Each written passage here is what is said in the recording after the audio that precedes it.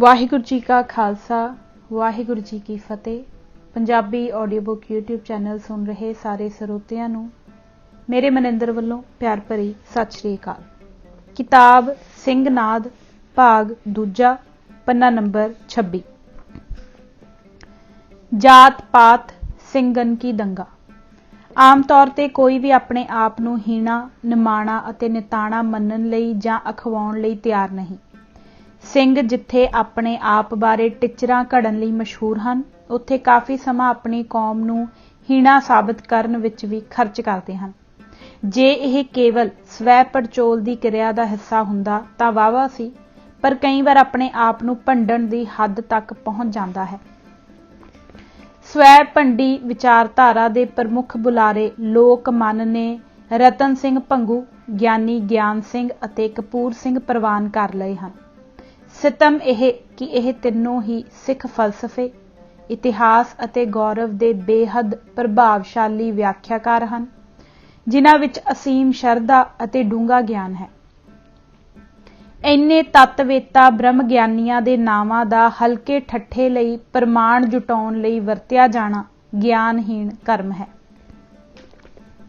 ਅੱਜ ਅਸੀਂ ਕੇਵਲ ਰਤਨ ਸਿੰਘ ਭੰਗੂ ਦੇ ਲਾਸਾਨੀ ਪੰਥ ਪ੍ਰਕਾਸ਼ ਦੇ ਗਹਿਰ ਗੰਭੀਰ ਵਾਕ ਜਾਤ ਪਾਤ ਸਿੰਘਨ ਕੀ ਦੰਗਾ, ਦੰਗਾ ਹੀ ਇਨ ਗੁਰਤੇ ਮੰਗਾ ਬਾਰੇ ਹੀ ਵਿਚਾਰ ਕਰਾਂਗੇ, ਜਿਸ ਦੀ ਕਿ ਇਸ ਸੰਦਰਭ ਵਿੱਚ ਵਰਤੋਂ ਆਮ ਹੈ। ਅਸੀਂ ਜਾਣਦੇ ਹਾਂ ਕਿ 18ਵੀਂ ਸਦੀ ਦੇ ਅੰਤ ਤੱਕ ਸਿੰਘਾਂ ਦੀ ਗਿਣਤੀ ਬਹੁਤ ਥੋੜੀ ਸੀ।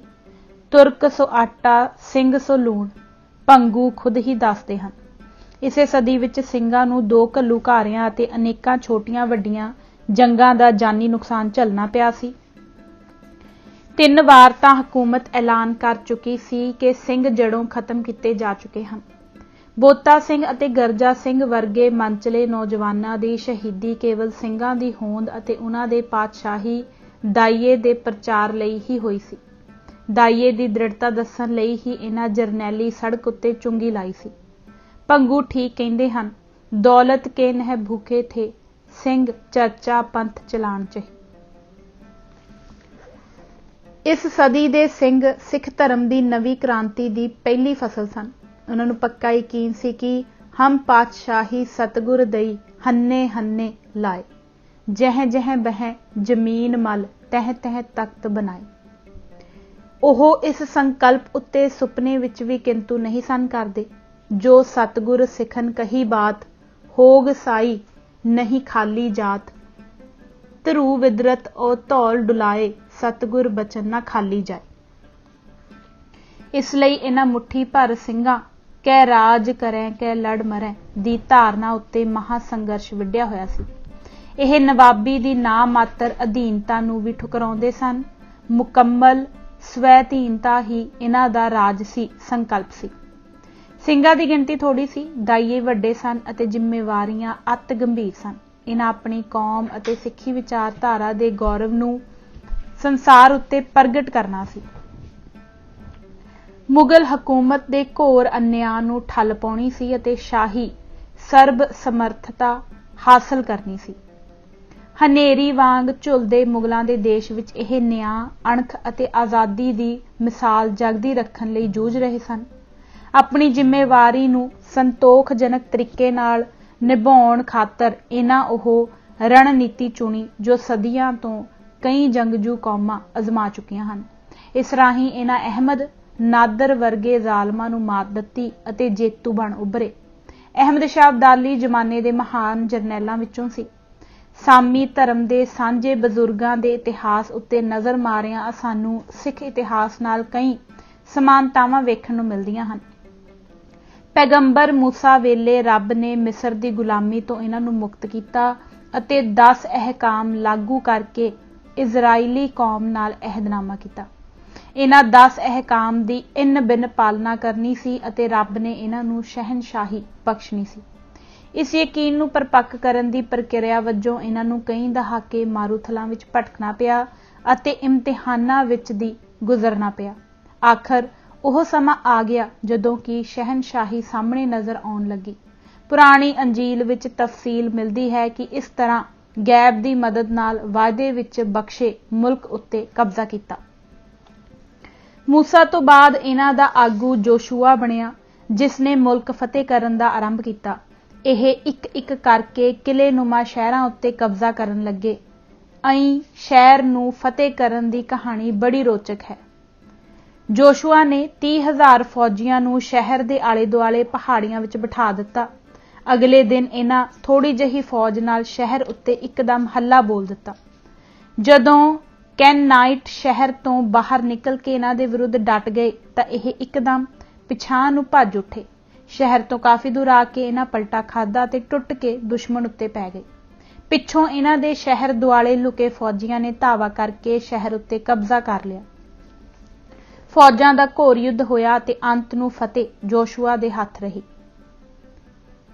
ਗੁੰਜਾਬਾ ਦਾ ਕਾਜ਼ੀ ਕਲਾਤ ਦੇ ਮੀਰ ਨਸੀਰ ਖਾਂ ਦਾ ਪੈਰੋਕਾਰ ਸੀ ਅਤੇ ਸ਼ਿਕਾਰਪੁਰ ਜਾਂ ਡੇਰਿਆਂ ਦਾ ਕਾਜ਼ੀ ਬਣਨ ਦੀ ਤਿੱਖੀ ਚਾਹ ਇਸ ਦੇ ਮਨ ਵਿੱਚ ਸੀ।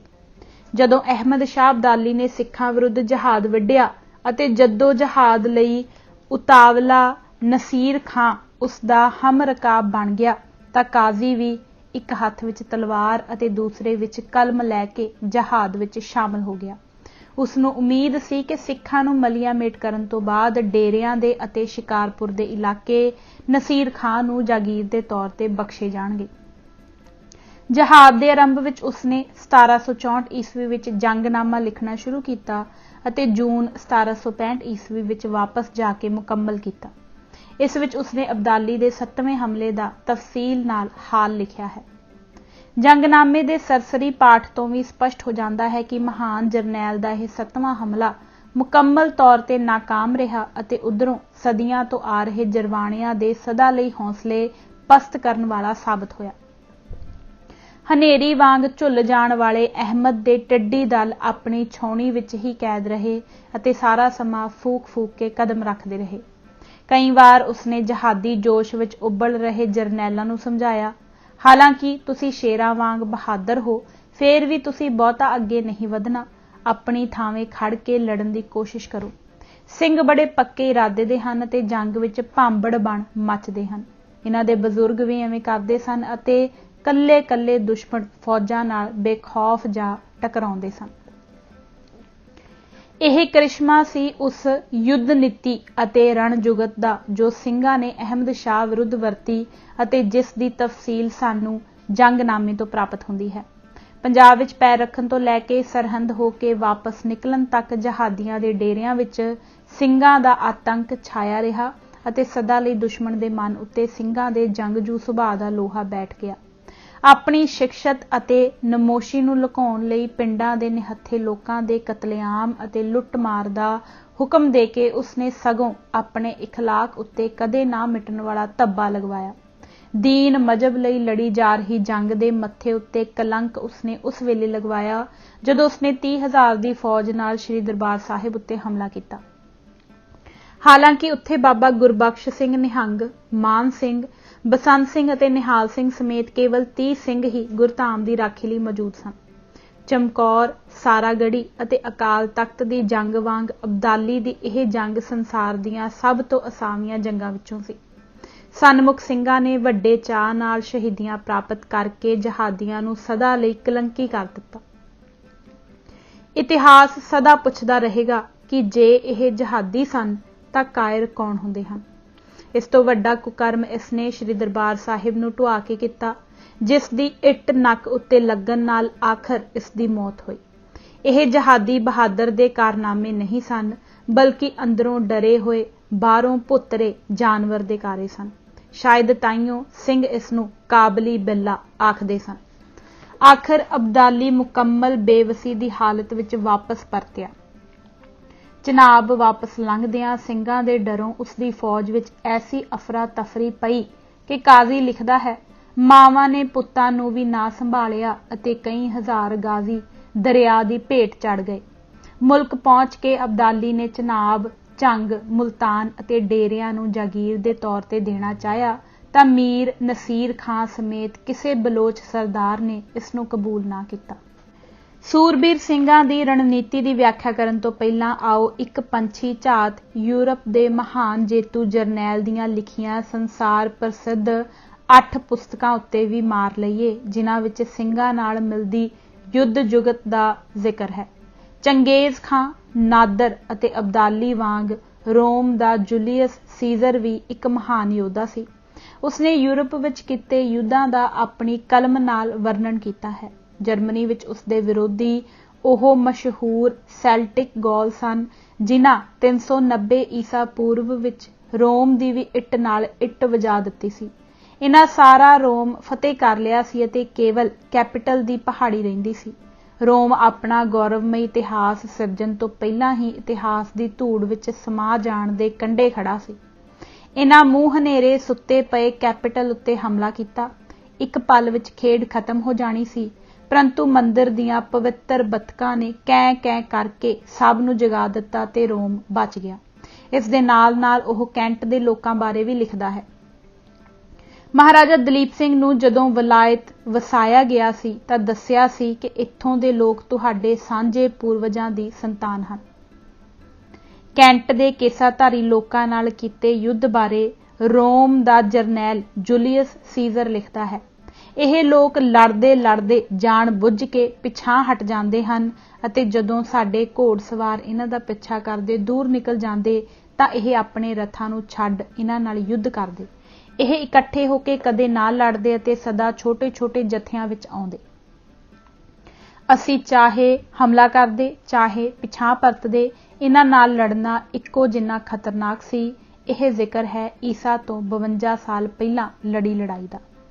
ਇਸੇ ਤਰ੍ਹਾਂ 56 ਸਾਲ ਈਸਾ ਪੂਰਵ ਲੜੇ ਗੋਲ ਯੁੱਧ ਦਾ ਵਰਣਨ ਵੀ ਉਹ ਕਰਦਾ ਹੈ। ਉਹ ਜਾਣਦੇ ਸਨ ਕਿ ਉਹਨਾਂ ਦਾ ਤਕੜੇ ਤੋਂ ਤਕੜਾ ਕਬੀਲਾ ਆਮੋ ਸਾਹਮਣੇ ਲੜਾਈ ਵਿੱਚ ਸਾਡਾ ਮੁਕਾਬਲਾ ਨਹੀਂ ਕਰ ਸਕਦਾ। ਇਹਨਾਂ ਜੰਗਲਾਂ ਵਿੱਚ ਜਾ ਵਾਸਾ ਕੀਤਾ। ਇਹ ਇੱਕਦਮ ਬਾਹਰ ਨਿਕਲ ਕੇ ਹਮਲਾ ਕਰਦੇ ਅਤੇ ਛੇਤੀ ਪਰਤ ਜਾਂਦੇ। ਇਹਨਾਂ ਦਾ ਪਿੱਛਾ ਕਰਦੇ ਸਾਡੇ ਸਿਪਾਹੀ ਮਾਰੇ ਜਾਂਦੇ। ਇਸ ਸਾਲ ਫੈਰਾਗਰੀ ਸ਼ਹਿਰ ਵਿੱਚ ਬੈਠੀ ਰੋਮਨ ਫੌਜ ਨੂੰ ਇਹਨਾਂ ਇਉਂ ਠਿੱਠ ਕੀਤਾ। ਦੁਸ਼ਮਣ ਇੱਕ ਇਸ਼ਾਰੇ ਉੱਤੇ ਇੱਕਦਮ ਝਪਟ ਕੇ ਸਾਡੇ ਉੱਤੇ ਹਮਲਾ ਕਰਦੇ, ਸੋਚਣ ਦਾ ਸਮਾਂ ਨਾ ਦਿੰਦੇ। ਜਦੋਂ ਥੱਕ ਕੇ ਪਿਛਾਂਹ ਹਟਦੇ ਤਾਂ ਦੂਸਰੇ ਤਾਜ਼ਾ ਦਮ ਸਿਪਾਹੀ ਆ ਜਾਂਦੇ। ਸਿੰਘਾਂ ਦੀ ਰਣਨੀਤੀ ਜਿਸਨੇ ਅਹਿਮਦ ਸ਼ਾਹ ਵਰਗੇ ਜਰਨੈਲ ਦੇ ਪਰ ਕੱਟ ਕੇ ਰੱਖ ਦਿੱਤੇ, ਇਨ ਬਿਨ ਪੁਰਾਤਨ ਇਜ਼ਰਾਈਲ, ਕੈਂਟ ਅਤੇ ਗੋਲ ਦੇ ਲੋਕਾਂ ਨਾਲ ਮਿਲਦੀ ਹੈ। ਕਾਜ਼ੀ ਨੂਰ ਮੁਹੰਮਦ ਦਾ ਬਿਆਨ ਹੈ ਕਿ ਅਹਿਮਦ ਸ਼ਾਹ ਸਿੰਘਾਂ ਨਾਲ ਆਮਣੇ ਸਾਹਮਣੇ ਲੜਨ ਨੂੰ ਤਰਸਦਾ ਰਿਹਾ। ਸਿੱਖ ਫੌਜ ਅਬਦਾਲੀ ਦੀ ਛਾਉਣੀ ਦੇ ਨੇੜੇ ਤੇੜੇ ਪਰਛਾਵੇਂ ਵਾਂਗ ਉਸ ਦੇ ਨਾਲ ਰਹੀ, ਪਰੰਤੂ ਕਦੇ ਉਸ ਦੀ ਗ੍ਰਿਫਤ ਵਿੱਚ ਨਾ ਆਈ। ਸੈਂਕੜੇ ਮੀਲ ਦੇ ਸਫ਼ਰ ਵਿੱਚ ਉਹਨਾਂ ਅਮੂਮਨ ਅਚਾਨਕ ਹਮਲੇ ਕੀਤੇ, ਪਰ ਕਦੇ ਵੀ ਜੰਮ ਕੇ ਜੰਗ ਨਾ ਲੜੀ। ਉਹਨਾਂ ਰੱਜ ਕੇ ਅਬਦਾਲੀ ਨੂੰ ਕੁੱਟਿਆ, ਲੁੱਟਿਆ ਅਤੇ ਉਸ ਦੀ ਹਿਲਜੁਲ ਉੱਤੇ ਮੁਕੰਮਲ ਕੰਟਰੋਲ ਵੀ ਰੱਖਿਆ। ਸਿੰਘਾਂ ਨੇ ਅਬਦਾਲੀ ਦੇ ਉਦਾਲੇ ਸਖਤ ਘੇਰਾ ਰੱਖਿਆ ਤੇ ਉਸ ਨੂੰ ਡੱਬਾ ਬੰਦ ਕਰਕੇ ਸਰਹੰਦ ਤੱਕ ਲੈ ਗਏ। ਥਕਾ ਕੇ, ਖੱਜਲ ਖੁਆਰ ਕਰਕੇ ਅਤੇ ਹੈਰਾਨ ਪਰੇਸ਼ਾਨ ਕਰਕੇ ਵਾਪਸ ਕਰ ਦਿੱਤਾ। ਰਣਨੀਤੀ ਬਾਰੇ ਆਮ ਤੌਰ ਤੇ ਕਾਜ਼ੀ ਲਿਖਦਾ ਹੈ, ਇਹ ਕਿਤੇ ਵੀ ਨਜ਼ਰ ਨਹੀਂ ਆਉਂਦੇ, ਜਿੱਧਰ ਨੂੰ ਵੀ ਧਾਵਾ ਬੋਲੀਏ ਉਧਰੋਂ ਗਾਇਬ ਹੋ ਜਾਂਦੇ ਹਨ। ਆਪਣੀ ਕਿਤਾਬ ਦੇ 41ਵੇਂ ਹਿੱਸੇ ਵਿੱਚ ਉਹ ਲਿਖਦਾ ਹੈ, ਜੇ ਇਹਨਾਂ ਦੀਆਂ ਫੌਜਾਂ ਰਣ ਵਿੱਚੋਂ ਇੱਕਦਮ ਭੱਜ ਜਾਣ ਤਾਂ ਇਸ ਨੂੰ ਅਸਲੀਅਤ ਨਾ ਜਾਣੀ। ਇਹ ਇਹਨਾਂ ਦੀ ਯੁੱਧ ਜੁਗਤ ਹੈ। ਖਬਰਦਾਰ, ਦੁਬਾਰੇ ਫੇਰ ਖਬਰਦਾਰ। ਇਸ ਚਾਲ ਦਾ ਮਕਸਦ ਹੈ ਗੁੱਸੇ 'ਚ ਆਏ ਦੁਸ਼ਮਣ ਨੂੰ ਬਾਕੀ ਫੌਜ ਤੋਂ ਦੂਰ ਖਿੱਚ ਲੈਣਾ। ਫੇਰ ਇਹ ਮੁੜ ਕੇ ਦੁਸ਼ਮਣ ਉੱਤੇ ਟੁੱਟ ਪੈਂਦੇ ਹਨ ਅਤੇ ਪਾਣੀਆਂ ਨੂੰ ਵੀ ਅੱਗ ਲਗਾ ਦਿੰਦੇ ਹਨ। ਸਦੀਆਂ ਤੋਂ ਬੇਖੌਫ ਆਉਂਦੇ, ਲੁੱਟਮਾਰ ਕਰਕੇ ਮਾਲਾ ਮਾਲ ਹੋ ਅਮਨ ਨਾਲ ਵਾਪਸ ਪਰਤਣ ਦੇ ਆਦੀ ਧਾੜਵੀਆਂ ਦਾ ਇਸ ਰਣਨੀਤੀ ਨੇ ਨੱਕ ਵਿੱਚ ਦਮ ਕਰ ਦਿੱਤਾ। ਅਬਦਾਲੀ ਨਾ ਲਾਹੌਰ ਵੜ ਸਕਿਆ, ਨਾ ਦਿੱਲੀ ਵੱਲ ਮੂੰਹ ਕਰ ਸਕਿਆ। ਆਖਰ ਉਸ ਨੂੰ ਕਹਿਣਾ ਪਿਆ, ਵੇਖੋ ਮੇਰੀ ਆਪਣੀ ਬਾਦਸ਼ਾਹੀ ਦੇ ਦੌਰਾਨ ਖੁਦ ਮੇਰੀ ਪਾਲਕੀ ਸਿੱਖਾਂ ਦੇ ਡਰ ਤੋਂ ਕੰਬ ਰਹੀ ਹੈ। ਸਿੰਘਾਂ ਦੀ ਜਾਂਬਾਜ਼ੀ, ਉੱਚੇ ਆਚਰਣ, ਅਸਤਰ ਸ਼ਸਤਰ ਵਰਤਣ ਵਿੱਚ ਮੁਹਾਰਤ, ਜੰਗਜੂ ਸੁਭਾਅ ਅਤੇ ਯੁੱਧ ਨੀਤੀ ਦੀ ਤਾਰੀਫ ਕਰਦਾ ਹੋਇਆ ਕਾਜ਼ੀ ਨੂਰ ਮੁਹੰਮਦ ਕਹਿੰਦਾ ਹੈ, ਯੁੱਧ ਨੀਤੀ ਤੋਂ ਇਲਾਵਾ ਇਹਨਾਂ ਦੀਆਂ ਹੋਰ ਸਿਫਤਾਂ ਸੁਣ। ਇਹ ਕਾਇਰ ਨੂੰ ਮਾਰਦੇ ਨਹੀਂ, ਰਣ ਛੱਡ ਕੇ ਭੱਜੇ ਜਾਂਦੇ ਨੂੰ ਰੋਕਦੇ ਨਹੀਂ, ਔਰਤਾਂ ਨੂੰ ਲੁੱਟਦੇ ਨਹੀਂ, ਨਾ ਰਾਣੀ ਨੂੰ ਨਾ ਗੋਲੀ ਨੂੰ। ਤਲਵਾਰੀਏ, ਤੂੰ ਇਹਨਾਂ ਕੋਲੋਂ ਸਿੱਖ ਕਿ ਜੇਤੂਆਂ ਵਾਂਗ ਕਿਵੇਂ ਦੁਸ਼ਮਣ ਦਾ ਮੁਕਾਬਲਾ ਕਰੀਦਾ ਹੈ। ਇਹ ਯੁੱਧ ਦੇ ਸ਼ੇਰ ਹਨ। ਨੇਜ਼ਾ ਚੁੱਕ ਲੈਣ, ਤਾਂ ਦੁਸ਼ਮਣ ਨੂੰ ਭਾਜੜਾਂ ਪਾ ਦਿੰਦੇ ਹਨ। ਜਦੋਂ ਇਹ ਕਮਾਨ ਸਾਧ ਕੇ ਚਿੱਲਾ ਕੰਨ ਤੱਕ ਖਿੱਚਦੇ ਹਨ ਤਾਂ ਦੁਸ਼ਮਣ ਕੰਬਣ ਲੱਗ ਪੈਂਦਾ ਹੈ। ਇਹਨਾਂ ਦੀ ਕੁਹਾੜੀ ਕਿਸੇ ਬਖਤਰਬੰਦ ਦੇ ਵੱਜ ਜਾਏ ਤਾਂ ਉਸ ਦਾ ਜ਼ਿਰਾ ਬਖਤਰ ਉਸ ਦੀ ਕਬਰ ਬਣ ਜਾਂਦਾ ਹੈ। ਇਉਂ ਜਾਪਦਾ ਹੈ ਕਿ ਬੰਦੂਕ ਲੁਕਮਾਨ ਨੇ ਨਹੀਂ ਬਲਕਿ ਇਹਨਾਂ ਇਜਾਦ ਕੀਤੀ ਸੀ। ਇਹਨਾਂ ਵਰਗਾ ਤੁਫੰਗਚੀ ਕੋਈ ਹੋਰ ਨਹੀਂ। ਆਦਿ ਆਦਿ। ਰਤਨ ਸਿੰਘ ਭੰਗੂ ਦੇ ਮੁੱਢ ਵਿੱਚ ਦਿੱਤੇ ਵਚਨਾਂ ਨੂੰ ਸਮਝਣ ਲਈ ਇੰਨੀ ਪਿੱਠ ਭੂਮੀ ਉਸਾਰਨੀ ਲਾਜ਼ਮੀ ਸੀ।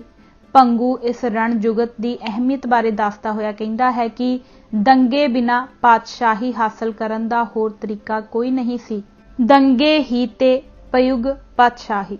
ਦੰਗਾ ਯੁੱਧ ਜੁਗਤ ਨੂੰ ਹੋਰ ਸਪਸ਼ਟ ਕਰਦਾ ਉਹ ਕਹਿੰਦਾ ਹੈ, ਸਿੰਘ ਮਾਰੇ ਤਰਕਨ ਕਰਕੇ ਧਾਵਾ ਅਤੇ ਲਰੇ ਮਰੇ ਸਿੰਘ ਨੱਠ ਤੁਰੇ ਤੁਰ ਨੱਠ ਫਿਰ ਮੁੜ ਪਾਹੇ।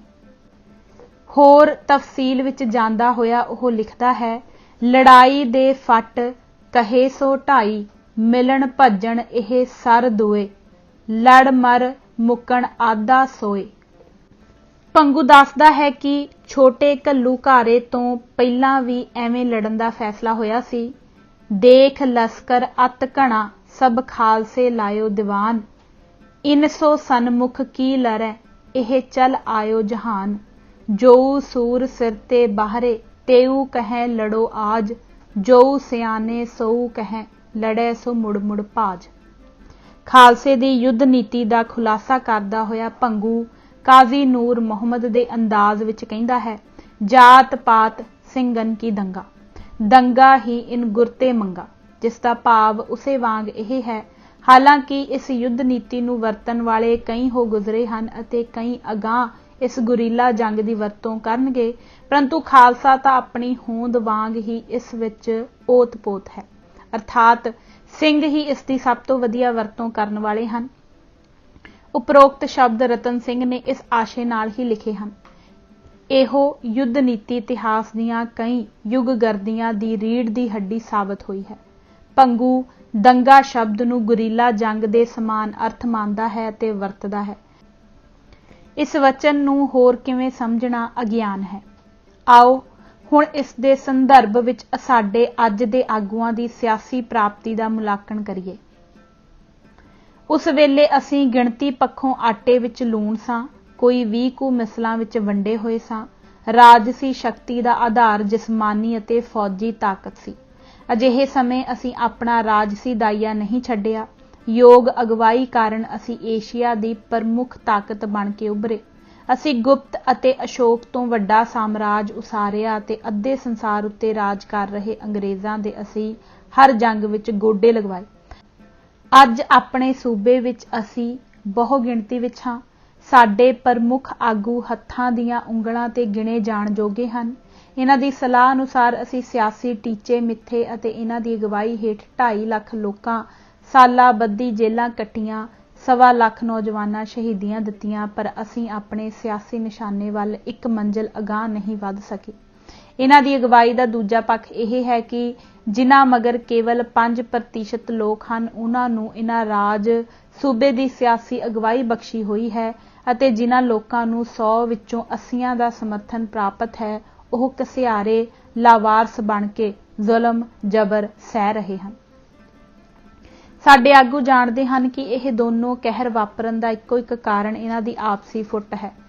ਇਹ ਇਕੱਠੇ ਹੋਣਾ ਵੀ ਚਾਹੁੰਦੇ ਹਨ ਅਤੇ ਇਸ ਮਕਸਦ ਲਈ ਨਿੱਤ ਨਵੇਂ ਸੂਰਜ ਜਾਂ ਤਖਤ ਉੱਤੇ ਬੈਠਦੇ ਹਨ, ਪਰੰਤੂ ਸਾਰੇ ਹੀ ਸਿਧਾਂਤਾਂ ਉੱਤੇ ਏਕਤਾ ਦੇ ਚਾਹਵਾਨ ਹਨ। ਸਿਆਸੀ ਜਮਾਤਾਂ ਉਸਾਰਨ ਲਈ ਲੋਕਤੰਤਰ ਦਾ ਸਿਧਾਂਤ ਅੱਜ ਸੰਸਾਰ ਦੇ ਹਰ ਕੋਨੇ ਵਿੱਚ ਮੰਨਿਆ ਜਾਂਦਾ ਹੈ। ਕਾਲੇ ਅਫਰੀਕਨ ਅਤੇ ਕੱਲ ਤੱਕ ਮਾਂਸ ਖਾਣ ਵਾਲੇ ਕਬੀਲੇ ਵੀ ਇਸ ਸਿਧਾਂਤ ਉੱਤੇ ਪਾਰਟੀਆਂ ਬਣਾਉਂਦੇ ਹਨ, ਪਰ ਸਾਡੇ ਲੀਡਰਾਂ ਵਿੱਚੋਂ ਇਹ ਜਗਤ ਪ੍ਰਮਾਣਿਤ ਸਿਧਾਂਤ ਕਿਸੇ ਨੂੰ ਰਾਸ ਨਹੀਂ ਆਉਂਦਾ। ਇਹ ਕਿਸੇ ਐਸੇ ਸਿਧਾਂਤ ਦੀ ਤਲਾਸ਼ ਵਿੱਚ ਹਨ ਜਿਸ ਰਾਹੀਂ ਇਹ ਸਾਰੇ ਦੇ ਸਾਰੇ ਮੁੱਖ ਮੰਤਰੀ ਬਣ ਸਕਣ।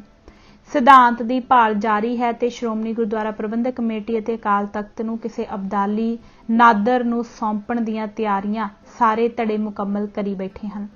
ਸਿੱਖੀ ਦੇ ਧਾਰਨੀ, ਕਈ ਪੁਰਾਤਨ ਸੱਭਿਅਤਾਵਾਂ ਦੇ ਵਾਰਸ, ਸੱਚ ਨਾਲ ਸੰਧੀ ਕਰਨ ਵਾਲੇ, ਸੰਸਾਰ ਦੇ ਉਜਲ ਭਵਿੱਖ ਦੇ ਜਾਮਨ, ਕੁਰਬਾਨੀ ਦੇ ਪੁਤਲੇ ਸਿੰਘ ਲਾਚਾਰ ਅਤੇ ਬੇਬਸ ਹਨ। ਸਾਡੇ ਤਖਤ ਨਿਹੱਥੇ ਅਤੇ ਨਿਸੱਤੇ ਹੋ ਚੁੱਕੇ ਹਨ। ਸ਼ਹੀਦੀਆਂ ਨੂੰ ਭੇਡ ਬੱਕਰੀਆਂ ਦੇ ਬਲੀਦਾਨ ਵਿੱਚ ਵਟਾਉਣ ਵਾਲੇ ਆਗੂਆਂ ਦੇ ਗਲੀ ਅਸੀਂ ਫੁੱਲਾਂ ਦੇ ਹਾਰ ਇੱਕ ਦੂਜੇ ਤੋਂ ਮੂਹਰੇ ਹੋ ਕੇ ਪਾ ਰਹੇ ਹਾਂ।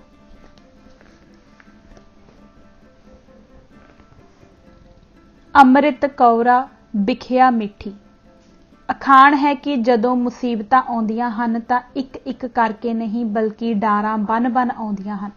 ਕੱਚੇ ਘੜੇ ਉੱਤੇ ਨੈ ਵਿੱਚ ਠੱਲਣ ਲੱਗੀ ਸੋਹਣੀ ਆਲੇ ਦੁਆਲੇ ਨਜ਼ਰ ਮਾਰਦੀ ਹੋਈ ਕਹਿੰਦੀ ਹੈ, ਅੱਜ ਤੂਫਾਨ ਹਨੇਰੀ ਛੱਲਾਂ ਸਭ ਨੇ ਕਰੀ ਸਲਾਹ, ਇਹ ਵੀ ਦੁਨੀਆ ਵਾਂਗੂ ਪ੍ਰੀਤ ਦਾ ਰੋਕਣ ਰਾਹ।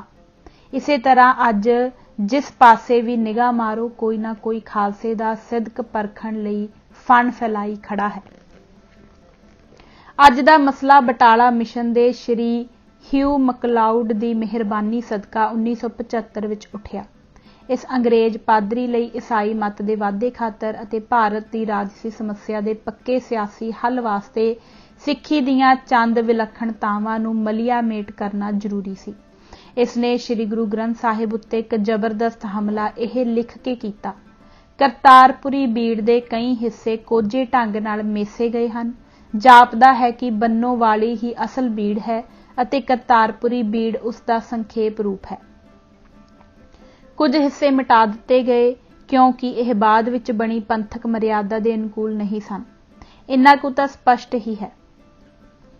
1979 ਵਿੱਚ ਇਸ ਪ੍ਰਚਾਰਕ ਨੇ ਲਿਖਿਆ, ਗੁਰੂ ਅਰਜਨ ਨੇ ਸਭ ਤੋਂ ਪਹਿਲਾਂ ਬੰਨੋ ਵਾਲੀ ਬੀੜ ਲਿਖਵਾਈ, ਵਿੱਚ ਵਿਚਾਲੇ ਸੋਧ ਕੇ ਨਿਸ਼ਾਨਾਂ ਵਾਲੀ ਕਰਤਾਰਪੁਰੀ ਬੀੜ ਹੈ ਜਿਸ ਵਿੱਚੋਂ ਕੁਝ ਸਮੱਗਰੀ ਕੱਢ ਦਿੱਤੀ ਗਈ। 1999 ਵਿੱਚ ਇਸਨੇ ਮੂੰਹ ਦੂਜੇ ਪਾਸੇ ਕਰ ਲਿਆ ਤੇ ਲਿਖਿਆ, ਦੋਨਾਂ ਦਾ ਮੇਲ ਕਰਨ ਨਾਲ ਤਾਂ ਇਹੀ ਜਾਪਦਾ ਹੈ ਕਿ ਬੰਨੋ ਬੀੜ ਅਸਲ ਹੈ ਜੋ ਭਾਈ ਗੁਰਦਾਸ ਨੇ ਲਿਖੀ ਸੀ, ਲੇਕਿਨ ਸਭ ਜਾਣਦੇ ਹਨ ਕਿ ਬੰਨੋ ਬੀੜ ਤਾਂ 1642 ਈਸਵੀ ਵਿੱਚ ਲਿਖੀ ਗਈ ਸੀ। ਇਉਂ ਸਿੱਖੀ ਦੇ ਧੁਰੇ ਸ੍ਰੀ ਗੁਰੂ ਗ੍ਰੰਥ ਸਾਹਿਬ ਉੱਤੇ ਇਸ ਦੇ ਪਹਿਲੇ ਹੱਲੇ ਦਾ ਅੰਤ ਹੋਇਆ। ਟਰੰਪ ਤੋਂ ਬਾਅਦ ਜੁਗੋ ਜੁਗ ਅਟਲ ਗੁਰੂ ਉੱਤੇ ਇਹ ਸਭ ਤੋਂ ਵੱਡਾ ਹਮਲਾ ਸੀ। ਮੁੱਢਲੇ ਤੌਰ ਤੇ ਮਕਲਾਉਡ ਨੇ ਰਾਮਕਲੀ ਰਾਗ ਦੇ ਸ਼ਬਦ ਉੱਤੇ ਹੜਤਾਲ ਫੇਰਨ ਦਾ ਦੋਸ਼ ਲਾਇਆ ਸੀ। ਹਾਲਾਂਕਿ ਸਭ ਵਿਦਵਾਨ ਜਾਣਦੇ ਹਨ ਕਿ ਇਹ ਤੱਥ ਗਲਤ ਹੈ। ਉਹ ਸਿੱਧਾ ਕਰਨਾ ਚਾਹੁੰਦਾ ਸੀ ਕਿ ਸਿੱਖ ਬਾਹਰੀ ਕਾਰਨਾਂ ਕਰਕੇ ਗੁਰਬਾਣੀ ਵਿੱਚ ਵਾਧਾ ਘਾਟਾ ਕਰਦੇ ਰਹੇ ਹਨ। ਮੁੱਖ ਮਕਸਦ ਸੀ ਕਿ ਗੁਰੂ ਗ੍ਰੰਥ ਸਾਹਿਬ ਦੀ ਅਸਲ ਬੀੜ ਨੂੰ ਆਖੇਪ ਸਿੱਧ ਕਰਕੇ ਸਿੱਖ ਸਿਧਾਂਤ ਵਿੱਚ ਭੰਬਲ ਭੂਸੇ ਦਾ ਰਾਹ ਖੋਲ੍ਹਿਆ ਜਾਵੇ। ਬੇਈਮਾਨੀ ਦੀ ਹੱਦ ਇਹ ਸੀ ਕਿ ਉਸਨੇ ਉਪਰੋਕਤ ਸਭ ਕੁਝ ਲਿਖਣ ਤੋਂ ਪਹਿਲਾਂ ਨਾ ਤਾਂ ਬੰਨੋ ਬੀੜ ਨੂੰ ਵੇਖਿਆ ਅਤੇ ਨਾ ਹੀ ਕਰਤਾਰਪੁਰੀ ਬੀੜ ਨੂੰ। 1968 ਵਿੱਚ ਛਪੀ ਭਾਈ ਜੋਧ ਸਿੰਘ ਦੀ ਪੁਸਤਕ ਅਤੇ 1987 ਵਿੱਚ ਛਪੀ ਸ਼੍ਰੀ ਦਲਜੀਤ ਸਿੰਘ ਦੀ ਕਿਤਾਬ ਵਿੱਚ ਇਸ ਤੱਥ ਨੂੰ ਝੁਠਲਾਇਆ ਗਿਆ ਹੈ ਕਿ ਕਿਸੇ ਅਜਿਹੇ ਸ਼ਬਦ ਉੱਤੇ ਹੜਤਾਲ ਫੇਰੀ ਗਈ ਹੈ। ਸ਼੍ਰੀ ਦਲਜੀਤ ਸਿੰਘ ਦੀ ਪ੍ਰਮਾਣੀ ਕਿਤਾਬ ਛਪਣ ਤੋਂ ਇਸਨੇ ਭਾਂਪ ਲਿਆ ਕਿ ਕਾਠ ਦੀ ਹਾਂਡੀ ਦੁਬਾਰਾ ਨਹੀਂ ਚੜ੍ਹ ਸਕਦੀ ਕਿਉਂਕਿ ਇਸਨੇ ਦੋਨਾਂ ਨੂੰ ਨਜ਼ਰ ਅੰਦਾਜ਼ ਕੀਤਾ ਸੀ। ਇਸ ਲਈ ਇਸ ਉੱਤੇ ਵਾਜਬ ਇਲਜ਼ਾਮ ਲੱਗਿਆ ਸੀ ਕਿ ਇਸਨੇ ਪ੍ਰਮਾਣਿਤ ਤੱਥਾਂ ਤੋਂ ਲਾਂਭੇ ਜਾ ਕੇ ਕੁਫਰ ਤੋਲਿਆ ਹੈ। 1990 ਵਿੱਚ ਭਾਈ ਬੰਨੋ ਵਾਲੀ ਬੀੜ ਨੂੰ ਅਸਲ ਸਾਬਤ ਕਰਨ ਦਾ ਦਾਅਵਾ ਵਾਪਸ ਲੈਣ ਦਾ ਇਹੋ ਅਸਲ ਕਾਰਨ ਸੀ। ਖੋਤੀ ਦੇ ਗਲ ਲੱਗ ਕੇ ਪਰਤੀ ਘੁਮਿਆਰੀ ਨੇ ਬਿਆਨ ਕੀਤਾ ਕਿ ਉਸਨੇ ਭਾਈ ਜੋਧ ਸਿੰਘ ਦੀ ਕਿਤਾਬ ਪੜ੍ਹ ਕੇ ਇਹ ਵਿਚਾਰ ਬਦਲਿਆ ਹੈ, ਪਰ ਭਾਈ ਸਾਹਿਬ ਦੀ ਪੁਸਤਕ ਤਾਂ 1968 ਵਿੱਚ ਛਪੀ ਸੀ ਅਤੇ 1975 ਵਾਲੀ ਮਕਲਾਉਡ ਦੀ ਕਿਤਾਬ ਵਿੱਚ ਇਸ ਦੇ ਹਵਾਲੇ ਤੋਂ ਸਪਸ਼ਟ ਹੈ ਕਿ ਸ਼੍ਰੀ ਕਰਤਾਰਪੁਰੀ ਬੀੜ ਦੇ ਦਰਸ਼ਨ ਦੇ ਤੱਥਾਂ ਤੋਂ ਮਕਲਾਉਡ ਸ਼ੁਰੂ ਤੋਂ ਹੀ ਵਾਕਫ ਸੀ। ਕੇਵਲ ਇਸੇ ਗੱਲ ਤੋਂ ਹੀ ਇਸ ਦੇ ਸੁਦਾ ਬੇਈਮਾਨ ਹੋਣ ਦਾ ਅੰਦਾਜ਼ਾ ਲੱਗ ਜਾਂਦਾ ਹੈ। ਰੱਸੀ ਸੜ ਗਈ ਪਰ ਵੱਟ ਨਾ ਗਿਆ। ਅਕਾਦਮਿਕ ਦੁਨੀਆ ਵਿੱਚ ਬੇਈਮਾਨੀ ਤੋਂ ਮੁਨਕਰ ਹੋਣਾ ਜ਼ਰੂਰੀ ਸੀ, ਪਰ ਵਿੱਚੋਂ ਦਿਲ ਸਾਫ਼ ਨਾ ਹੋਇਆ। ਰਾਹ ਭੱਜ ਵੜੇ ਬੁਤਖਾਨੇ ਤੇ ਜ਼ਾਹਰ ਜਿਸਮ ਨਮਾਜੀ। ਸੋ ਦੁਬਾਰੇ ਪਸ਼ੌਰਾ ਸਿੰਘ ਰਾਹੀਂ ਸ੍ਰੀ ਗੁਰੂ ਗ੍ਰੰਥ ਸਾਹਿਬ ਨੂੰ ਢਾਹ ਲਾਉਣ ਦਾ ਸਿਲਸਿਲਾ ਸ਼ੁਰੂ ਕੀਤਾ ਗਿਆ। ਉਸਨੇ ਮਕਲਾਉਡ ਦੀ ਦੇਖ ਰੇਖ ਹੇਠ ਆਪਣਾ PhD ਥੀਸਿਸ ਲਿਖਿਆ ਜਿਸ ਵਿੱਚ ਟਰੰਪ ਦੀ ਰੂਹ ਨੂੰ ਦੁਬਾਰਾ ਤਾਜ਼ਾ ਕੀਤਾ ਗਿਆ। ਇਤਿਹਾਸ ਗਵਾਹ ਹੈ ਕਿ ਸ਼੍ਰੀ ਰਾਮ ਰਾਏ ਮੁਸਲਮਾਨ ਦੀ ਥਾਂ ਬੇਈਮਾਨ ਪੜ੍ਹਨ ਕਰਕੇ ਲਿਖਣ ਕਰਕੇ ਨਹੀਂ ਗੁਰੂ ਘਰ ਤੋਂ ਛੇਕੇ ਗਏ ਸਨ ਤੇ 10ਵੇਂ ਪਾਤਸ਼ਾਹ ਹਜ਼ੂਰ ਨੇ ਕੈਦ ਦੀ ਥਾਂ ਕੇ ਪੜ੍ਹਨ ਵਾਲੇ ਸਿੱਖ ਨੂੰ ਭੰਡ ਕੇ ਸਪਸ਼ਟ ਕੀਤਾ ਸੀ ਕਿ ਗੁਰਬਾਣੀ ਦੀ ਤੁਕ, ਮਾਤਰਾ, ਕੰਨਾ, ਹੋੜਾ ਆਦਿ ਬਦਲਣਾ ਵੀ ਸਿੱਖੀ ਸਿਧਾਂਤ ਉੱਤੇ ਹਮਲਾ ਕਰਨਾ ਹੈ। ਇੰਨੇ ਪ੍ਰਮਾਣ ਹੁੰਦਿਆਂ ਪਿਸ਼ੌਰਾ ਸਿੰਘ ਲਿਖਦਾ ਹੈ, ਗੁਰੂ ਅਰਜਨ ਨੇ ਮੂਲ ਮੰਤਰ ਨੂੰ ਆਖਰੀ ਸ਼ਕਲ ਦੇਣ ਤੋਂ ਪਹਿਲਾਂ ਕਈ ਖਰੜੇ ਬਣਾਏ। ਗੁਰੂ ਨਾਨਕ ਦੇਵ ਯੂਨੀਵਰਸਿਟੀ ਕੋਲ ਪਹਿਲਾਂ ਦੀ ਬੀੜ ਹੈ ਜਿਸ ਵਿੱਚ ਆਖਰੀ ਸ਼ਕਲ ਦੇਣ ਤੋਂ ਪਹਿਲਾਂ ਦਾ ਮੂਲ ਮੰਤਰ ਦਰਜ ਹੈ।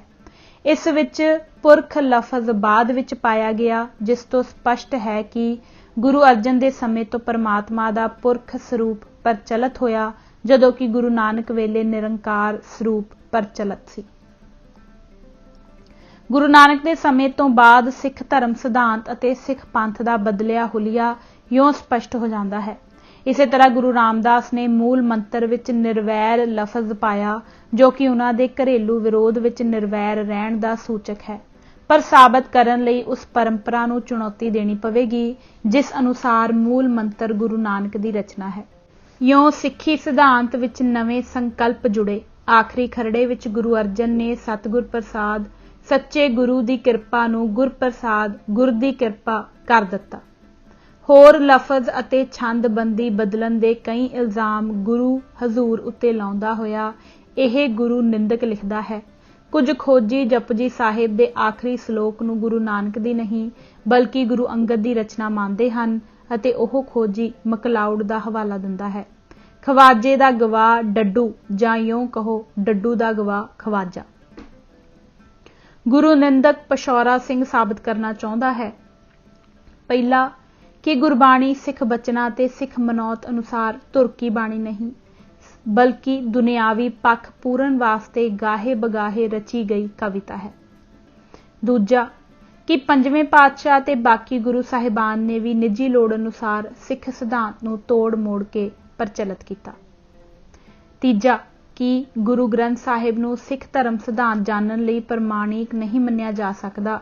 ਇਹ ਗੁਰੂ ਸਿਧਾਂਤ ਅਤੇ ਸਿੱਖ ਮਤ ਸਿਧਾਂਤ ਉੱਤੇ ਮੰਦ ਭਾਵਨਾ ਤੋਂ ਪ੍ਰੇਰਿਤ ਕੋਝੇ ਹਮਲੇ ਹਨ, ਜਿਨ੍ਹਾਂ ਦਾ ਅਕਾਦਮਿਕ ਸੁਤੰਤਰਤਾ ਅਤੇ ਲਿਖਣ ਖੋਜਣ ਦੀ ਆਜ਼ਾਦੀ ਲਈ ਦੂਰ ਦਾ ਵੀ ਸਬੰਧ ਨਹੀਂ ਹੈ। ਹੈਰਾਨੀ ਨਹੀਂ ਹੋਣੀ ਚਾਹੀਦੀ ਕਿ ਇਹ ਸਭ ਪੈਂਤੜੇ ਕੱਟੜ ਕਮਿਊਨਿਸਟ ਵਿਚਾਰਧਾਰਾ ਅਨੁਸਾਰ ਹਨ। ਹੋਰ ਸਪਸ਼ਟ ਆਖੀਏ ਤਾਂ ਸਿੱਖ ਧਰਮ ਦੀਆਂ ਜੜ੍ਹਾਂ ਵਿੱਚ ਤੇਲ ਦੇਣ ਦੀ ਕੋਸ਼ਿਸ਼ ਕੀਤੀ ਗਈ ਹੈ ਤਾਂ ਕਿ ਦੂਸਰੇ ਧਰਮਾਂ ਦੀ ਸਾਰਥਕਤਾ ਨੂੰ ਆਂਚ ਨਾ ਆਵੇ। ਜਿਉਂ ਕਰ ਸੂਰਜ ਨਿਕਲਿਆ ਤਾਰੇ ਛਪੇ ਅੰਧੇਰ ਪਲੋਆ, ਭਾਈ ਗੁਰਦਾਸ ਜੀ ਫਰਮਾਉਂਦੇ ਹਨ। ਇਹ ਮੰਤਵ ਹੋਰ ਵੀ ਸਪਸ਼ਟ ਹੋ ਜਾਂਦਾ ਹੈ ਜਦੋਂ ਅਸੀਂ ਜਾਣਦੇ ਹਾਂ ਕਿ ਹਮਲੇ ਦਾ ਇੱਕ ਆਧਾਰ ਹੈ ਸ੍ਰੀ ਗੁਰੂ ਗ੍ਰੰਥ ਸਾਹਿਬ ਦੀ ਉਹ ਬੀੜ ਜੋ ਕਿ ਗੁਰੂ ਨਾਨਕ ਦੇਵ ਯੂਨੀਵਰਸਿਟੀ ਨੇ 1987 ਵਿੱਚ ਬਾਜ਼ਾਰ ਮਾਈ ਸੇਵਾ ਵਿੱਚੋਂ ਖਰੀਦੀ। ਇਹ ਉੱਥੇ ਕਿਵੇਂ ਪਹੁੰਚੀ, ਕਿਸ ਨੇ ਪਹੁੰਚਾਈ, ਕਿਉਂ ਪਹੁੰਚਾਈ ਤਾਂ ਖੋਜ ਉਪਰੰਤ ਹੀ ਪਤਾ ਚੱਲੇਗਾ, ਪਰ ਇੰਨੀ ਕੁ ਜਾਣਕਾਰੀ ਹੈ ਕਿ ਇਹ 1984 ਦੇ ਘੱਲੂਘਾਰੇ ਤੋਂ ਬਾਅਦ ਪ੍ਰਗਟ ਹੋਈ। ਚੇਤੇ ਰਹੇ ਕਿ ਐਨ ਉਸ ਵੇਲੇ ਜਦੋਂ ਕਿ ਸਿੱਖ ਰੈਫਰੈਂਸ ਲਾਇਬ੍ਰੇਰੀ ਵਿੱਚ ਪ੍ਰਾਪਤ ਸਭ ਪੁਰਾਤਨ ਬੀੜਾਂ ਅਗਨ ਭੇਟ ਕੀਤੀਆਂ ਜਾ ਚੁੱਕੀਆਂ ਸਨ ਜਾਂ ਸਰਕਾਰੀ ਕਬਜ਼ੇ ਵਿੱਚ ਲਈਆਂ ਜਾ ਚੁੱਕੀਆਂ ਸਨ। ਕਬਜ਼ੇ ਵਿੱਚ ਲਈ ਸਮੱਗਰੀ ਦਾ ਮਸਲਾ ਉਸ ਵੇਲੇ ਦੇ ਪ੍ਰਧਾਨ ਮੰਤਰੀ ਕੋਲ ਉੱਠਿਆ ਸੀ ਅਤੇ ਬੜੀ ਉਮੀਦ ਸੀ ਕਿ ਵਾਪਸੀ ਹੋ ਜਾਵੇਗੀ, ਪਰ ਅਜੇ ਤੱਕ ਕੁਝ ਨਹੀਂ ਨਿਕਲਿਆ। ਦਰਬਾਰ ਸਾਹਿਬ ਉੱਤੇ ਹਮਲੇ ਤੋਂ ਕਈ ਦਿਨ ਬਾਅਦ ਕੁਤਬ ਘਰ ਸਾੜਨ ਦਾ ਕਿਤੇ ਇਹੋ ਮੰਤਵ ਤਾਂ ਨਹੀਂ ਸੀ। ਈਸਾਈ ਮਤ ਨਾਲ ਸੰਬੰਧਿਤ ਡੈਡ ਸੀ ਸਕਰੋਲ ਤਾਂ 50 ਸਾਲ ਬਾਅਦ ਵੀ ਗੁਪਤ ਰੱਖੇ ਜਾ ਰਹੇ ਹਨ, ਪਰ ਸਿੱਖ ਧਰਮ ਉੱਤੇ ਹਮਲੇ ਲਈ ਇਸ ਬੀੜ ਨੂੰ ਤੁਰੰਤ ਵਰਤ ਲਿਆ ਗਿਆ। ਵਹਿੜਕਾ ਖੂਹ ਵਿੱਚ ਡਿੱਗ ਪਿਆ ਹੈ ਤਾਂ ਨੱਥ ਵੀ ਹੁਣੇ ਪਾ ਲਈ ਜਾਵੇ ਦੀ ਭਾਵਨਾ ਅਧੀਨ ਇਹ ਹੋਇਆ। ਇਸ ਬੀੜ ਦੀ ਹੋਰ ਤਾਰੀਫ ਇਹ ਹੈ ਕਿ ਇਸ ਉੱਤੇ ਕੋਈ ਤਾਰੀਖ ਨਹੀਂ ਲਿਖੀ ਹੋਈ, ਨਾ ਲਿਖਾਰੀ ਦਾ ਅਤਾ ਪਤਾ ਹੈ। ਲਿਖਾਰੀ ਨੇ 6ਵੇਂ ਪਾਤਸ਼ਾਹ ਦਾ ਝੂਠਾ ਸੱਚਾ ਨਿਸ਼ਾਨ ਇੱਕ ਪੰਨੇ ਉੱਤੇ ਉਕਰਿਆ ਹੈ, ਜਿਸ ਤੋਂ ਜ਼ਾਹਰ ਹੈ ਕਿ ਉਹ ਇਸ ਨੂੰ ਘੱਟੋ ਘੱਟ 6ਵੇਂ ਪਾਤਸ਼ਾਹ ਵੇਲੇ ਲਿਖੀ ਗਈ ਪ੍ਰਚਲਿਤ ਕਰਨਾ ਚਾਹੁੰਦਾ ਹੈ। ਪਿਸ਼ੌਰਾ ਸਿੰਘ ਦਾ ਆਪਣਾ ਮਤ ਹੈ ਕਿ ਇਹ ਨਿਸ਼ਾਨ ਸ਼ਾਇਦ 9ਵੇਂ ਪਾਤਸ਼ਾਹ ਦਾ ਹੈ। ਅਜਿਹੀ ਬੀੜ ਨੂੰ ਪਿਸ਼ੌਰਾ ਸਿੰਘ ਕਰਤਾਰਪੁਰੀ ਬੀੜ ਤੋਂ ਪਹਿਲਾਂ ਦਾ ਲਿਖਿਆ ਉਸੇ ਦਾ ਖਰੜਾ ਬਿਨਾਂ ਹੀਲ ਹੁਜਤ ਤੇ ਝੱਟ ਪ੍ਰਵਾਨ ਕਰ ਲੈਂਦਾ ਹੈ। ਉਹ ਇਹ ਵੀ ਪ੍ਰਵਾਨ ਕਰ ਲੈਂਦਾ ਹੈ ਇਹ ਬੀੜ ਲਿਖੀ ਵੀ ਭਾਈ ਗੁਰਦਾਸ ਜੀ ਦੀ ਹੈ। ਇਹ ਜ਼ਰੂਰੀ ਸੀ, ਨਹੀਂ ਤਾਂ ਕਿਵੇਂ ਦੱਸਿਆ ਜਾਂਦਾ ਕਿ ਖਰੜਾ ਲਿਖਣ ਵਾਲੇ ਸਿੱਖ ਕੋਲੋਂ ਹੀ ਕਰਤਾਰਪੁਰੀ ਬੀੜ ਕਿਉਂ ਨਾ ਲਿਖਵਾਈ ਗਈ। ਇਸ ਦੀ ਹੱਥ ਲਿਖਤ ਭਾਈ ਗੁਰਦਾਸ ਦੀ ਹੱਥ ਲਿਖਤ ਨਾਲ ਮੇਲ ਨਹੀਂ ਖਾਂਦੀ। ਇਸ ਮੁਸ਼ਕਲ ਨੂੰ ਹੱਲ ਕਰਨ ਲਈ ਪਿਸ਼ੌਰਾ ਸਿੰਘ ਲਿਖਦਾ ਹੈ ਕਿ ਭਾਈ ਗੁਰਦਾਸ ਜੀ ਨੇ ਕਰਤਾਰਪੁਰੀ ਬੀੜ ਵਿੱਚ ਆਪਣੀ ਹੱਥ ਲਿਖਤ ਨੂੰ ਸੁਧਾਰ ਲਿਆ ਸੀ। ਸ਼ੁਕਰ ਹੈ ਉਹਨਾਂ ਇਹ ਨਹੀਂ ਕਿਹਾ ਕਿ ਭਾਈ ਗੁਰਦਾਸ ਨੇ ਧੋਖਾ ਦੇਣ ਲਈ ਇਸ ਖਰੜੇ ਨੂੰ ਕਿਸੇ ਹੋਰ ਦੀ ਹੱਥ ਲਿਖਤ ਵਿੱਚ ਲਿਖ ਦਿੱਤਾ ਹੋਵੇਗਾ। ਐਲਿਸ ਇਨ ਵੰਡਰਲੈਂਡ ਵਿੱਚ ਤਾਸ਼ ਦੇ ਗੋਲੇ ਦਾ ਵਕੀਲ ਕਹਿੰਦਾ ਹੈ ਕਿ ਬਗਾਵਤ ਕਰਵਾਉਣ ਵਾਲੀ ਚਿੱਠੀ ਗੋਲੇ ਨੇ ਨਹੀਂ ਲਿਖੀ ਕਿਉਂਕਿ ਇਹ ਉਸ ਦੀ ਹੱਥ ਲਿਖਤ ਵਿੱਚ ਨਹੀਂ ਹੈ। ਵਿਰੋਧੀ ਵਕੀਲ ਕਹਿੰਦਾ ਹੈ ਕਿ ਵੇਖੋ ਇਹ ਗੋਲਾ ਕਿੰਨਾ ਧੂਰਤ ਅਤੇ ਮੱਕਾਰ ਹੈ ਕਿ ਇਸਨੇ ਚਿੱਠੀ ਆਪਣੇ ਹੱਥ ਲਿਖਤ ਵਿੱਚ ਨਹੀਂ ਲਿਖੀ। ਪਿਸ਼ੌਰਾ ਸਿੰਘ ਪ੍ਰਮਾਣ ਸਿਰਫ ਇਹ ਪੇਸ਼ ਕਰਦਾ ਹੈ ਕਿ ਇਸ ਬੀੜ ਵਿੱਚ ਲਗਾ ਮਾਤਰਾ ਤੋਂ ਬਿਨਾਂ ਗੁਰਮੁਖੀ ਲਿਖੀ ਹੈ ਜੋ ਕਿ ਗੁਰੂ ਨਾਨਕ ਤੋਂ ਪਹਿਲਾਂ ਪ੍ਰਚਲਿਤ ਸੀ। ਵਾਰੇ-ਵਾਰੇ ਜਾਈਏ ਸਾਦਗੀ ਦੇ ਮੇਰੇ ਬਾਬਾ ਜੀ ਸਰਦਾਰ ਈਸ਼ਰ ਸਿੰਘ ਵੀ ਗੁਰੂ ਨਾਨਕ ਸਾਹਿਬ ਤੋਂ ਪਹਿਲਾਂ ਹੋਏ ਸਾਬਤ ਹੁੰਦੇ ਹਨ, ਕਿਉਂ ਜੋ ਉਹ ਵੀ ਲਗਾ ਮਾਤਰਾ ਨਹੀਂ ਸਨ ਵਰਤਦੇ। ਪਿੰਡਾਂ ਵਿੱਚ ਕੱਲ ਤੱਕ ਬਿਨਾਂ ਲਗਾ ਮਾਤਰਾ ਤੋਂ ਲੰਡੇ ਪ੍ਰਚਲਿਤ ਸਨ। ਵੇਖੋ ਕਿਵੇਂ ਆਕਾਸ਼ ਵੇਲ ਨੂੰ ਪੱਤੇ, ਫੁੱਲ ਅਤੇ ਫਲ ਲੱਗੇ ਹਨ। ਇਸ ਦਾ ਗੁਰੂ ਕਹਿੰਦਾ ਸੀ ਭਾਈ ਬੰਨੋ ਵਾਲੀ ਬੀੜ ਅਸਲ ਹੈ ਕਿਉਂਕਿ ਉਸ ਵਿੱਚ ਸਮੱਗਰੀ ਕਰਤਾਰਪੁਰੀ ਬੀੜ ਨਾਲੋਂ ਵੱਧ ਹੈ। ਹੁਣ ਗੁਰੂ ਦੀ ਸਹਿਮਤੀ ਨਾਲ ਚੇਲਾ ਕਹਿੰਦਾ ਹੈ ਕਿ ਨਵੀਂ ਬੀੜ ਅਸਲ ਖਰੜਾ ਹੈ ਕਿਉਂਕਿ ਉਸ ਵਿੱਚ ਸਮੱਗਰੀ ਘੱਟ ਹੈ। ਕੌਡੀ ਚਿੱਤ ਪਵੈ ਤਾਂ ਮੈਂ ਜਿੱਤਿਆ, ਪੱਟ ਆਵੇ ਤਾਂ ਤੁਸੀਂ ਹਾਰੇ। ਈਸਾਈ ਮੱਤ ਦੀ ਅੰਜੀਲ ਤਕਰੀਬਨ 1400 ਸਾਲ ਵਿੱਚ ਮੁਕੰਮਲ ਹੋਈ ਸੀ। ਬੁੱਧ ਧਰਮ ਦੇ ਉਪਦੇਸ਼ ਮਹਾਤਮਾ ਤੋਂ 100 ਸਾਲ ਬਾਅਦ ਕਲਮਬੰਦ ਹੋਏ। ਕੁਰਾਨ ਸ਼ਰੀਫ ਨੂੰ ਹਜ਼ਰਤ ਮੁਹੰਮਦ ਸਾਹਿਬ ਤੋਂ ਬਾਅਦ ਇਕੱਠਾ ਕੀਤਾ ਗਿਆ। ਈਸਾ ਮਸੀਹ ਦੇ ਪਹਾੜੀ ਉਪਦੇਸ਼ ਦਾ ਈਸਾ ਦੇ ਜਨਮ ਤੋਂ ਪਹਿਲਾਂ ਦਾ ਖਰੜਾ ਵੀ ਮਿਲਦਾ ਹੈ। ਇਹਨਾਂ ਸਾਰੇ ਧਰਮ ਗ੍ਰੰਥਾਂ ਦੀ ਪੜਚੋਲ ਪ੍ਰਮਾਣਿਕ ਪੁਰਾਣੀਆਂ ਲਿਖਤਾਂ ਨਾਲ ਕੀਤੀ ਜਾ ਸਕਦੀ ਹੈ। ਉੱਥੇ ਇਹ ਪੜਚੋਲ ਜਾਇਜ਼ ਹੈ, ਫੇਰ ਵੀ ਬੜੇ ਠਰੰਮੇ ਅਤੇ ਜ਼ਿੰਮੇਵਾਰੀ ਨਾਲ ਕੀਤੀ ਜਾਂਦੀ ਹੈ ਕਿਉਂਕਿ ਕਰੋੜਾਂ ਲੋਕਾਂ ਦੀਆਂ ਭਾਵਨਾਵਾਂ ਨਾਲ ਇਸ ਦਾ ਸੰਬੰਧ ਹੁੰਦਾ ਹੈ। ਪਰ ਸਿੱਖਾਂ ਦਾ ਕੀ ਹੈ, ਇਹ ਤਾਂ ਅੱਜ ਕੱਲ੍ਹ ਜਿਉਣ ਦੇ ਹੱਕ ਤੋਂ ਵੀ ਵਾਂਝੇ ਹਨ। ਸ਼੍ਰੀ ਗੁਰੂ ਗ੍ਰੰਥ ਸਾਹਿਬ ਤਾਂ ਪੰਜਵੇਂ ਪਾਤਸ਼ਾਹ ਨੇ ਆਪ ਲਿਖਵਾਇਆ ਹੈ। ਲਿਖਵਾਉਣ ਦਾ ਇੱਕ ਕਾਰਨ ਇਹ ਵੀ ਸੀ ਕਿ ਆਖੇਪ ਕੱਚੀ ਬਾਣੀ ਗੁਰੂ ਸਾਹਿਬਾਨ ਦੇ ਨਾਂ ਹੇਠ ਪ੍ਰਚਲਿਤ ਹੋ ਰਹੀ ਸੀ। ਜ਼ਾਹਰ ਹੈ ਕਿ ਕੱਚੀ ਬਾਣੀ ਬੀੜ ਤੋਂ ਪਹਿਲਾਂ ਦੀ ਹੈ। ਬੀੜ ਤੋਂ ਬਾਹਰ ਦੀ ਕੱਚੀ ਬਾਣੀ ਨਾਲ ਗੁਰੂ ਗ੍ਰੰਥ ਦਾ ਮੇਲ ਕਰਨਾ ਸੁਦਾ ਕੁਫਰ ਹੈ। ਜੋ ਗੁਰੂ ਨਾਨਕ ਪਾਤਸ਼ਾਹ ਨੇ ਉਚਾਰਿਆ ਸੀ ਉਹ ਪੰਜਵੇਂ ਪਾਤਸ਼ਾਹ ਨੇ ਬੀੜ ਵਿੱਚ ਦਰਜ ਕੀਤਾ, ਬਾਕੀ ਸਭ ਕੱਚੀ ਬਾਣੀ ਹੈ। ਕਰਤਾਰਪੁਰੀ ਬੀੜ ਦੀ ਗੁਰੂ ਗ੍ਰੰਥ ਦੀ ਵਿਲੱਖਣਤਾ ਇਹੋ ਹੈ ਕਿ ਬਿਨਾਂ ਸ਼ੰਕੇ ਤੁਰਕੀ ਬਾਣੀ ਦਾ ਅਸਲ ਸੋਮਾ ਹੈ। ਹੁਣ ਗੱਲ ਕਰੀਏ ਉਹਨਾਂ ਸੱਧਾਂ ਦੀ ਜੋ ਸਿੱਖ ਕੌਮ ਦੇ ਗਾੜੇ ਪਸੀਨੇ ਦੀ ਕਮਾਈ ਨਾਲ ਪਲ ਰਹੀਆਂ ਕੁਰਸੀਆਂ ਮੱਲੀ ਯੂਨੀਵਰਸਿਟੀਆਂ ਵਿੱਚ ਵੱਧ ਫੁੱਲ ਰਹੇ ਹਨ। ਜੇ ਇਹਨਾਂ ਸੱਚ ਨੂੰ ਸੱਚ ਆਖਣਾ ਨਹੀਂ, ਡਟ ਕੇ ਕੁਫਰ ਨੂੰ ਭੰਡਣਾ ਨਹੀਂ, ਤਾਂ ਇਹਨਾਂ ਦੀ ਵਿਦਵਤਾ ਨੂੰ ਕਿਸੇ ਨੇ ਕੀ ਚੱਟਣਾ ਹੈ। ਵਿਦੇਸ਼ੀ ਸੰਗਤਾਂ ਵੀ ਆਪਣਾ ਫਰਜ਼ ਪਛਾਣਨ ਅਤੇ ਬੇਈਮਾਨ ਖੋਜੀਆਂ ਨੂੰ ਅਕਾਦਮਿਕ ਸੱਚ ਅਤੇ ਕਾਨੂੰਨ ਦਾ ਆਸਰਾ ਲੈ ਕੇ ਨੰਗਾ ਕਰਨ। ਕਿ ਸ਼੍ਰੋਮਣੀ ਗੁਰਦੁਆਰਾ ਪ੍ਰਬੰਧਕ ਕਮੇਟੀ ਅਤੇ ਤਖਤਾਂ ਦੇ ਜਥੇਦਾਰ ਤੋਂ ਉਮੀਦ ਰੱਖੀਏ ਕਿ ਉਹ ਕੁਫਰ ਨੂੰ ਠੱਲ ਪਾਉਣਗੇ। ਸੰਸਾਰ ਦੇ ਸਦੀਵੀ ਕਲਿਆਣ ਲਈ ਸ੍ਰੀ ਗੁਰੂ ਗ੍ਰੰਥ ਸਾਹਿਬ ਦਾ ਵਿਲੱਖਣ ਸਰੂਪ ਜੁਗੋ ਜੁਗ ਅਟਲ ਰਹਿਣਾ ਜ਼ਰੂਰੀ ਹੈ। ਜੋ ਸੱਚ ਦਾ ਉਪਾਸ਼ਕ ਜਿੰਨਾ ਯੋਗਦਾਨ ਇਸ ਮਹਾਯੱਗ ਵਿੱਚ ਪਾ ਸਕਦਾ ਹੈ ਪਾਵੇ ਅਤੇ ਗੁਰੂ ਦੀਆਂ ਖੁਸ਼ੀਆਂ ਪ੍ਰਾਪਤ ਕਰੇ। ਪਿਸ਼ੌਰਾ ਸਿੰਘ ਤੇ ਪਿਆਰ ਸਿੰਘ ਦੀ ਗਲਤੀ। ਪਹਿਲਾ ਪ੍ਰਸ਼ਨ, ਡਾਕਟਰ ਪਿਆਰ ਸਿੰਘ ਤੇ ਡਾਕਟਰ ਪਿਸ਼ੌਰਾ ਸਿੰਘ ਨੇ ਆਪਣੀਆਂ ਲਿਖਤਾਂ ਵਿੱਚ ਉਹ ਕਿਹੜੀਆਂ ਗੱਲਾਂ ਲਿਖੀਆਂ ਹਨ ਜਿਨ੍ਹਾਂ ਸਦਕਾ ਉਹਨਾਂ ਨੂੰ ਨਿੰਦਿਆ ਜਾਣਾ ਜ਼ਰੂਰੀ ਸੀ? ਉੱਤਰ, ਪਹਿਲਾ, ਡਾਕਟਰ ਪਿਆਰ ਸਿੰਘ ਤੇ ਪਿਸ਼ੌਰਾ ਸਿੰਘ ਦੋਹਾਂ ਨੇ ਗੁਰੂ ਗ੍ਰੰਥ ਸਾਹਿਬ ਦੀ ਰਚਨਾ ਨੂੰ ਅਧਿਐਨ ਦਾ ਵਿਸ਼ਾ ਬਣਾਇਆ, ਜਿਸ ਦਾ ਅਰਥ ਸੀ ਨਵੀਂ ਰਚਨਾ ਦੀ ਲੱਭਤ ਅਤੇ ਪਹਿਲਾਂ ਵਾਲੀ ਰਚਨਾ ਨੂੰ ਨਵੇਂ ਅਰਥ ਦੇਣੇ। ਦੋਵੇਂ ਗੱਲਾਂ ਗਲਤ ਹਨ। ਗੁਰੂ ਗ੍ਰੰਥ ਸਾਹਿਬ ਵਿੱਚ ਦਰਜ ਬਾਣੀ ਪਹਿਲੇ 4 ਗੁਰੂ ਸਾਹਿਬਾਨ ਨੇ ਇਕੱਤਰ ਕੀਤੀ ਅਤੇ ਗੁਰੂ ਅਰਜਨ ਦੇਵ ਜੀ ਨੇ ਇਸ ਦੇ ਹੁਣ ਵਾਲੇ ਸਰੂਪ ਨੂੰ 1604 ਈਸਵੀ ਵਿੱਚ ਅੰਤਮ ਰੂਪ ਦਿੱਤਾ, ਜਿਸ ਨੂੰ ਕਰਤਾਰਪੁਰੀ ਬੀੜ ਕਿਹਾ ਜਾਂਦਾ ਹੈ। ਅਤੇ ਅੰਤ ਵਿੱਚ ਗੁਰੂ ਗੋਬਿੰਦ ਸਿੰਘ ਜੀ ਨੇ 9ਵੇਂ ਪਾਤਸ਼ਾਹ ਦੀ ਬਾਣੀ ਇਸ ਵਿੱਚ ਜੋੜਨ ਉਪਰੰਤ ਮੁੰਦਾਵਣੀ ਦੇ ਰੂਪ ਵਿੱਚ ਅੰਤਮ ਮੋਹਰ ਲਾ ਦਿੱਤੀ। ਸਾਰੇ ਗੁਰੂ ਸਾਹਿਬਾਨ ਅਤੇ ਖਾਸ ਤੌਰ ਤੇ 7ਵੇਂ ਅਤੇ 10ਵੇਂ ਗੁਰੂ ਵੱਲੋਂ ਇਹ ਸਿਧਾਂਤ ਪਰਪੱਕ ਕੀਤਾ ਜਾ ਚੁੱਕਾ ਹੈ कि बाणी विचला कोई अखर भी बदलिया नहीं जा सकता। ਦੋਹਾਂ ਡਾਕਟਰਾਂ ਨੇ ਯਤਨ ਕੀਤਾ ਹੈ ਕਿ 2 ਗੁਰੂ ਸਾਹਿਬਾਨ ਵੱਲੋਂ ਲਾਈ ਗਈ ਮੁੰਦਾਵਣੀ ਦੀ ਮੋਹਰ ਤੋੜ ਦਿੱਤੀ ਜਾਵੇ ਅਤੇ 6 ਗੁਰੂਆਂ ਦੀ ਬਾਣੀ ਨੂੰ ਨਕਾਰ ਦਿੱਤਾ ਜਾਵੇ। ਇਹ ਯਤਨ ਅਤ ਨਿੰਦਨੀय ਹੈ। ਦੂਜਾ, ਆਦਿ ਗ੍ਰੰਥ ਤੋਂ ਪਹਿਲਾਂ ਗੁਰਬਾਣੀ ਦੀ ਕੋਈ ਰਚਨਾ ਮੌਜੂਦ ਨਹੀਂ। ਜੋ ਕੁਝ ਉਪਲਬਧ ਸੀ ਉਸ ਨੂੰ ਗੁਰੂ ਅਰਜਨ ਦੇਵ ਜੀ ਨੇ ਚੰਗੀ ਤਰ੍ਹਾਂ ਘੋਖਿਆ ਪਰਖਿਆ। ਗੁਰਬਾਣੀ ਦੀ ਹਰ ਉਪਲਬਧ ਤੁਕ ਨੂੰ ਗੁਰੂ ਗ੍ਰੰਥ ਸਾਹਿਬ ਵਿੱਚ ਢੁਕਵੀਂ ਥਾਂ ਦਿੱਤੀ ਗਈ। ਜੋ ਕੁਝ ਬਾਕੀ ਬਚਿਆ ਉਸ ਨੂੰ ਅੰਤ ਵਿੱਚ ਸਲੋਕ, ਵਾਰਾਂ ਤੇ ਵਧੀਕ ਵਿੱਚ ਦਰਜ ਕਰ ਦਿੱਤਾ।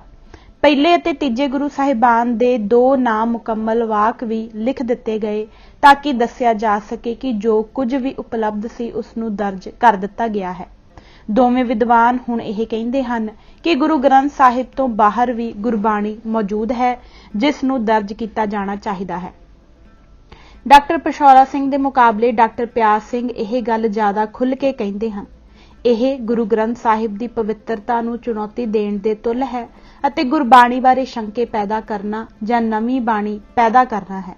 ਉਹ ਸੋਚਦੇ ਹਨ ਕਿ ਜੋ ਕੁਝ ਗੁਰੂ ਅਰਜਨ ਦੇਵ ਜੀ ਨੂੰ ਪਤਾ ਸੀ ਉਸ ਤੋਂ ਵੱਧ ਇਹਨਾਂ ਡਾਕਟਰਾਂ ਨੂੰ ਪਤਾ ਹੈ। ਉਹ ਇਹ ਵੀ ਵਿਸ਼ਵਾਸ ਕਰਦੇ ਹਨ ਕਿ 400 ਸਾਲ ਪਹਿਲਾਂ ਗੁਰੂ ਅਰਜਨ ਦੇਵ ਜੀ ਗੁਰੂ ਗ੍ਰੰਥ ਸਾਹਿਬ ਨੂੰ ਅੰਤਮ ਰੂਪ ਦੇਣ ਵਿੱਚ ਨਾਕਾਮ ਰਹੇ ਸਨ, ਜਦਕਿ ਇਹ ਵਿਦਵਾਨ ਇਹ ਕੰਮ ਕਰ ਸਕਦੇ ਹਨ।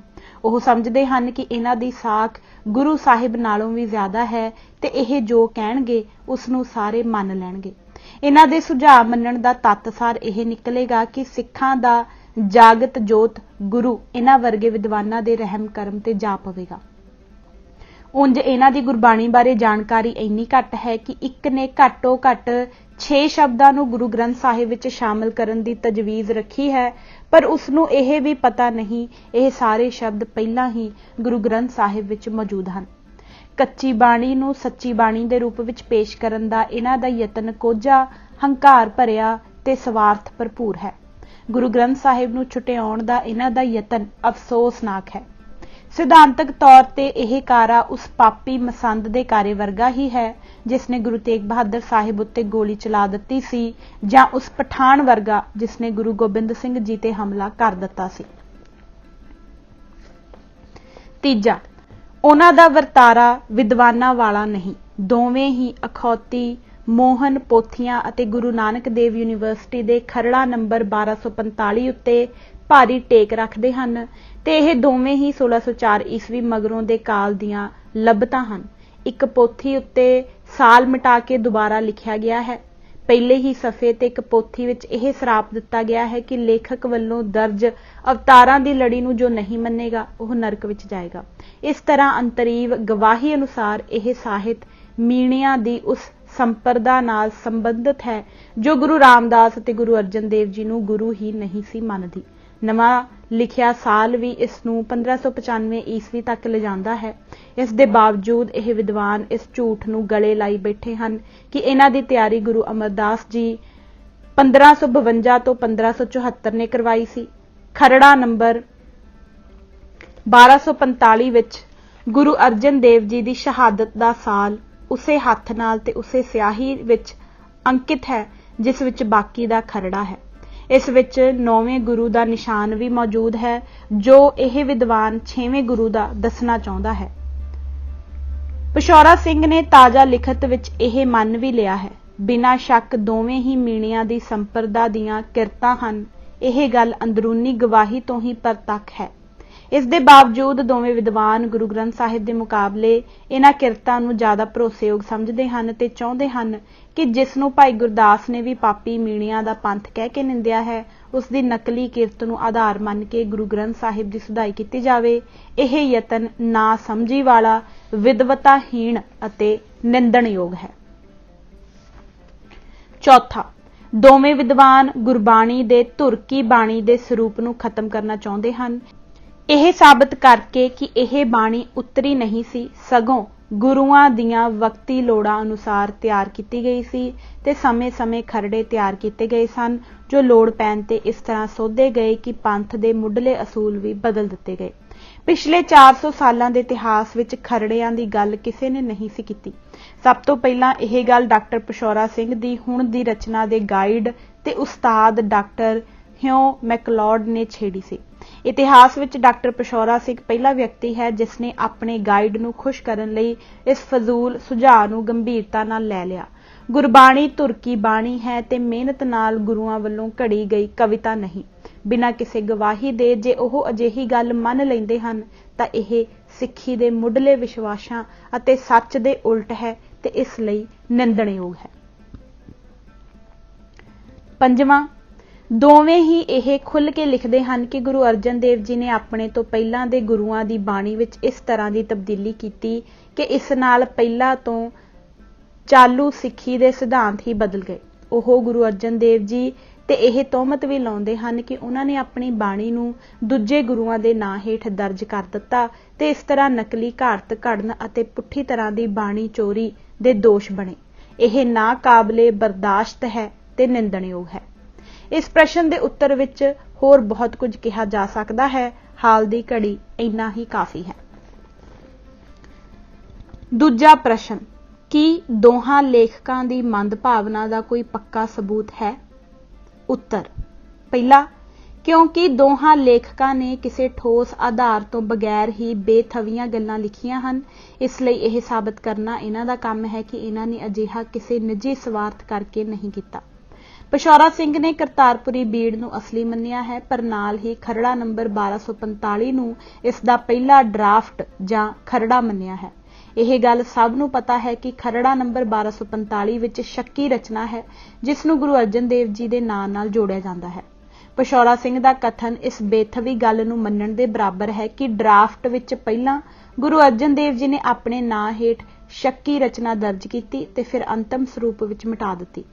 ਹੈਰਾਨੀ ਵਾਲੀ ਗੱਲ ਇਹ ਹੈ ਕਿ ਇਸ ਵਿੱਚ ਇੱਕ ਫਿਕਰਾ ਅੰਗਰੇਜ਼ੀ ਦਾ ਅਤੇ ਇੱਕ ਅਜੋਕੇ ਪ੍ਰੋਫੈਸਰ ਦੇ ਹੱਥ ਨਾਲ ਲਿਖੇ ਸ਼ਬਦ ਦੀਆਂ 4 ਸਤਰਾਂ ਵੀ ਹਨ। ਇਹ ਗੱਲ ਵੀ ਕਹੀ ਜਾ ਸਕਦੀ ਹੈ ਕਿ ਦੋਹਾਂ ਦਾ ਕੋਈ ਪੱਕਾ ਤੇ ਸਪਸ਼ਟ ਮੰਤਵ ਨਹੀਂ, ਦੋਵੇਂ ਬੜੀ ਕਾਲ ਵਿੱਚ ਹਨ। ਖਰੜਾ ਨੰਬਰ 1245 ਦੀ ਪ੍ਰਾਪਤੀ 1987 ਵਿੱਚ ਹੁੰਦੀ ਹੈ ਜਾਂ ਉਸ ਸਾਲ ਇਹ ਪਲਾਂਟ ਕੀਤਾ ਜਾਂਦਾ ਹੈ। ਦੋਵੇਂ ਉਸੇ ਸਾਲ ਇਸ ਬਾਰੇ ਲਿਖਣਾ ਸ਼ੁਰੂ ਕਰ ਦਿੰਦੇ ਹਨ ਤੇ ਲਗਭਗ ਇੱਕੋ ਸਮੇਂ ਚਰਚਾ ਦਾ ਵਿਸ਼ਾ ਬਣੀਆਂ ਪੁਸਤਕਾਂ ਤਿਆਰ ਕਰ ਦਿੰਦੇ ਹਨ। ਇਹ ਹੈਰਾਨੀ ਵਾਲੀ ਗੱਲ ਹੈ ਕਿ ਦੁਨੀਆ ਦੇ ਦੂਜੇ ਹਿੱਸੇ ਵਿੱਚ ਬੈਠ ਕੇ ਡਾਕਟਰ ਪਿਸ਼ੌਰਾ ਸਿੰਘ ਖਰੜਾ ਨੰਬਰ 1245 ਉੱਤੇ ਕੰਮ ਸ਼ੁਰੂ ਕਰ ਦਿੰਦੇ ਹਨ, ਜਦ ਕਿ ਯੂਨੀਵਰਸਿਟੀ ਨੇ ਅਜੇ ਇਸ ਨੂੰ ਦਰਜ ਵੀ ਨਹੀਂ ਕੀਤਾ। ਕਿਸ ਪੰਛੀ ਨੇ ਉਹਨਾਂ ਨੂੰ ਇਸ ਖਰੜੇ ਦੀ ਲੱਭਤ ਦੀ ਭਿਣਕ ਪਾ ਦਿੱਤੀ ਸੀ। ਦੂਜਾ, ਮੌਜੂਦਾ ਵਿਸ਼ੇ ਨਾਲ ਸੰਬੰਧਿਤ ਇੱਕ ਹੋਰ ਘਟਨਾ 1987 ਵਿੱਚ ਵਾਪਰੀ। Doctor C.H. ਲੋਹਿਲਨ ਬਟਾਲਾ ਮਿਸ਼ਨਰੀਆਂ ਚੋਂ ਇੱਕ ਹੋਰ ਦੇ ਨਾਂ ਹੇਠ ਇੱਕ ਲੇਖ ਛਪਿਆ, the need for textual and historical criticism, ਜਿਸ ਵਿੱਚ ਉਸਨੇ ਦੋਹਾਂ ਡਾਕਟਰਾਂ ਵੱਲੋਂ ਕੀਤੀ ਜਾਣ ਵਾਲੀ ਖੋਜ ਬਾਰੇ ਇਸ਼ਾਰਾ ਕੀਤਾ ਸੀ। ਇਹ ਤੀਜੀ ਵਾਰ ਅਚਾਨਕ ਵਾਪਰੀ ਘਟਨਾ ਕਹੀ ਜਾ ਸਕਦੀ ਸੀ, ਪਰ ਸੱਚ ਇਹ ਸੀ ਕਿ 1983 ਤੋਂ ਲੋਹਿਲਨ ਸਰੀਰਕ ਤੌਰ ਤੇ ਨਾਕਾਰਾ ਹੋ ਕੇ 1987 ਵਿੱਚ ਲਗਭਗ ਮੌਤ ਦੇ ਬਿਸਤਰ ਤੇ ਲੇਟਿਆ ਹੋਇਆ ਸੀ। ਓਲਡ ਪੀਪਲਜ਼ ਹੋਮ ਦੇ ਇੰਚਾਰਜ ਕੋਲੋਂ ਇਸ ਗੱਲ ਦੀ ਪੁਸ਼ਟੀ ਕਰਵਾਈ ਜਾ ਚੁੱਕੀ ਹੈ ਕਿ ਉਸਨੇ ਅਜਿਹਾ ਕੋਈ ਲੇਖ ਨਹੀਂ ਸੀ ਲਿਖਿਆ। ਫਿਰ ਕਿਸ ਨੇ ਲਿਖਿਆ ਸੀ? ਕਿਉਂਕਿ ਇਸ ਵਿੱਚ ਮੈਕਲੌਡ ਤੇ ਪਿਸ਼ੌਰਾ ਸਿੰਘ ਵੱਲੋਂ ਚਾਲੂ ਕੀਤੀ ਜਾ ਚੁੱਕੀ ਖੋਜ ਬਾਰੇ ਜ਼ਿਕਰ ਸੀ, ਇਸ ਲਈ ਉਹਨਾਂ ਨੂੰ ਇੱਕ ਪੱਤਰ ਲਿਖ ਕੇ ਇਸ ਗੱਲ ਤੇ ਚਾਨਣਾ ਪਾਉਣ ਲਈ ਕਿਹਾ ਗਿਆ ਕਿ ਇਹ ਨਕਲੀ ਪੱਤਰ ਕਿਸ ਨੇ ਲਿਖਿਆ ਸੀ। 1.5 ਸਾਲ ਬੀਤਣ ਮਗਰੋਂ ਵੀ ਅਜੇ ਤੀਕ ਜਵਾਬ ਨਹੀਂ ਮਿਲਿਆ। ਕੇਵਲ ਇਸ ਇੱਕ ਘਟਨਾ ਦੀ ਜਾਂਚ ਹੀ ਕਾਫੀ ਹੋਵੇਗੀ ਨਕਲੀ ਵਿਦਵਾਨਾਂ ਦੇ ਪਾਜ ਖੋਲ੍ਹਣ ਲਈ, ਜਦਕਿ ਆਪ ਉਹ ਮਹਾਨ ਖੋਜ ਕਰਨ ਦੇ ਦਾਅਵੇ ਕਰਦੇ ਹਨ ਕਿ ਇਹਨਾਂ ਵਿੱਚੋਂ ਇੱਕ ਵਿਦਵਾਨ ਉਸ ਲੇਖ ਦਾ ਛੁਪਿਆ ਲਿਖਾਰੀ ਨਹੀਂ। ਤੀਜਾ, ਖਰੜਾ ਨੰਬਰ 1245 ਦੇ ਆਰੰਭ ਬਾਰੇ ਇੱਕ ਵਿਚਾਰ ਇਹ ਹੈ ਕਿ ਸਿੱਖ ਰੈਫਰੈਂਸ ਲਾਇਬ੍ਰੇਰੀ ਦੀ ਤਬਾਹੀ ਮਗਰੋਂ ਸਿੱਖ ਮਾਨਸਿਕਤਾ ਵਿੱਚ ਘਸੋੜੀਆਂ ਜਾ ਰਹੀਆਂ ਲਿਖਤਾਂ ਚੋਂ ਇਹ ਇੱਕ ਲਿਖਤ ਹੈ। ਮਕਸਦ ਸਿੱਖ ਵਿਚਾਰਧਾਰਾ ਵਿੱਚ ਬੇਯਕੀਨੀ ਪੈਦਾ ਕਰਨਾ ਹੈ, ਇਸੇ ਲਈ ਲਾਇਬ੍ਰੇਰੀ ਤਬਾਹ ਕੀਤੀ ਗਈ ਸੀ। 1948 ਵਿੱਚ ਡੈਡ ਸੀ ਸਕਰੋਲ ਮਿਲੇ ਤਾਂ ਕਈ ਦਹਾਕਿਆਂ ਤੱਕ ਉਹਨਾਂ ਦੀ ਪੁਣਛਾਣ ਹੁੰਦੀ ਰਹੀ। ਸਾਡੇ ਵਿਦਵਾਨ ਖਰੜਾ ਨੰਬਰ 1245 ਦੀ ਵਰਤੋਂ ਕਰਨ ਲਈ ਇੰਨੇ ਕਾਹਲੇ ਕਿਉਂ ਸਨ ਤੇ ਵਰਤੋਂ ਵੀ ਚੋਰੀ ਛੁਪੇ ਕਰਨ ਲਈ ਤੇ ਸਿਰਫ ਆਪ ਹੀ ਕਰਨ ਲਈ?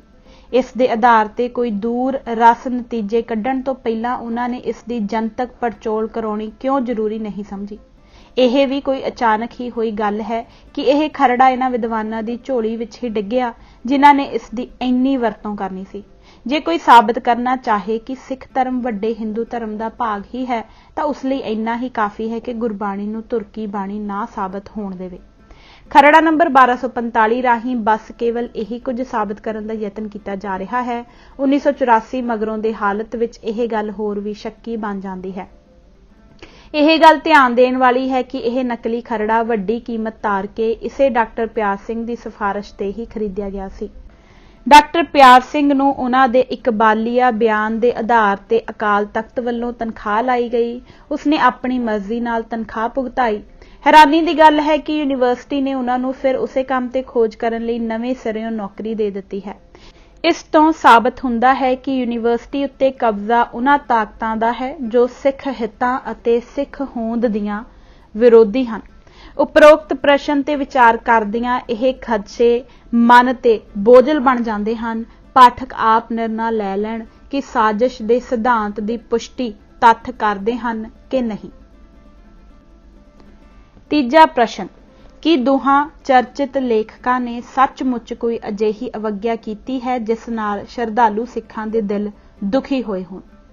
ਉੱਤਰ, ਸਵਾਲ ਦੀ ਮਾਸੂਮੀਅਤ ਵੇਖੋ। ਆਮ ਤੌਰ ਤੇ ਸੂਖਮ ਢੰਗ ਦੁਆਰਾ ਤੇ ਕਈ ਵਾਰ ਕੁਰੱਖਤ ਢੰਗ ਰਾਹੀਂ ਵੀ ਇਹ ਵਿਦਵਾਨ ਇਹ ਸਾਬਤ ਕਰਨਾ ਲੋਚਦੇ ਹਨ ਕਿ ਅੰਤਮ ਰੂਪ ਵਿੱਚ ਗੁਰੂ ਗ੍ਰੰਥ ਸਾਹਿਬ ਦਾ ਵਜੂਦ ਨਹੀਂ ਅਤੇ ਗੁਰੂ ਅਰਜਨ ਦੇਵ ਜੀ ਨੇ ਇਸ ਨੂੰ ਕੋਈ ਅੰਤਮ ਰੂਪ ਨਹੀਂ ਸੀ ਦਿੱਤਾ ਅਤੇ ਗੁਰਬਾਣੀ ਕੋਈ ਤੁਰਕੀ ਬਾਣੀ ਜਾਂ ਪਵਿੱਤਰ ਬਾਣੀ ਨਹੀਂ ਜਿਸ ਨੂੰ ਹੁਣ ਦੀਆਂ ਲੋੜਾਂ ਅਨੁਸਾਰ ਤਬਦੀਲ ਕੀਤਾ ਜਾ ਸਕਦਾ ਹੈ। ਉਹ ਸਾਬਤ ਕਰਨ ਦਾ ਯਤਨ ਕਰਦੇ ਹਨ ਕਿ ਗੁਰੂ ਅਰਜਨ ਦੇਵ ਜੀ ਨਕਲੀ ਘੜਤਾਂ ਘੜਦੇ ਸਨ ਤੇ ਆਪਣੀ ਬਾਣੀ ਲਿਖ ਕੇ ਦੂਜੇ ਗੁਰੂਆਂ ਦੇ ਨਾਂ ਹੇਠ ਪ੍ਰਚਾਰਦੇ ਸਨ ਅਤੇ ਉਹ ਇੱਕ ਸਿਆਸਤਦਾਨ ਵਾਂਗ ਸਨ ਜਿਨ੍ਹਾਂ ਨੇ ਆਪਣੇ ਪੈਰੋਕਾਰਾਂ ਦੀ ਗਿਣਤੀ ਵਧਾਉਣ ਲਈ ਭਗਤ ਬਾਣੀ ਨੂੰ ਗੁਰੂ ਗ੍ਰੰਥ ਸਾਹਿਬ ਵਿੱਚ ਦਰਜ ਕੀਤਾ।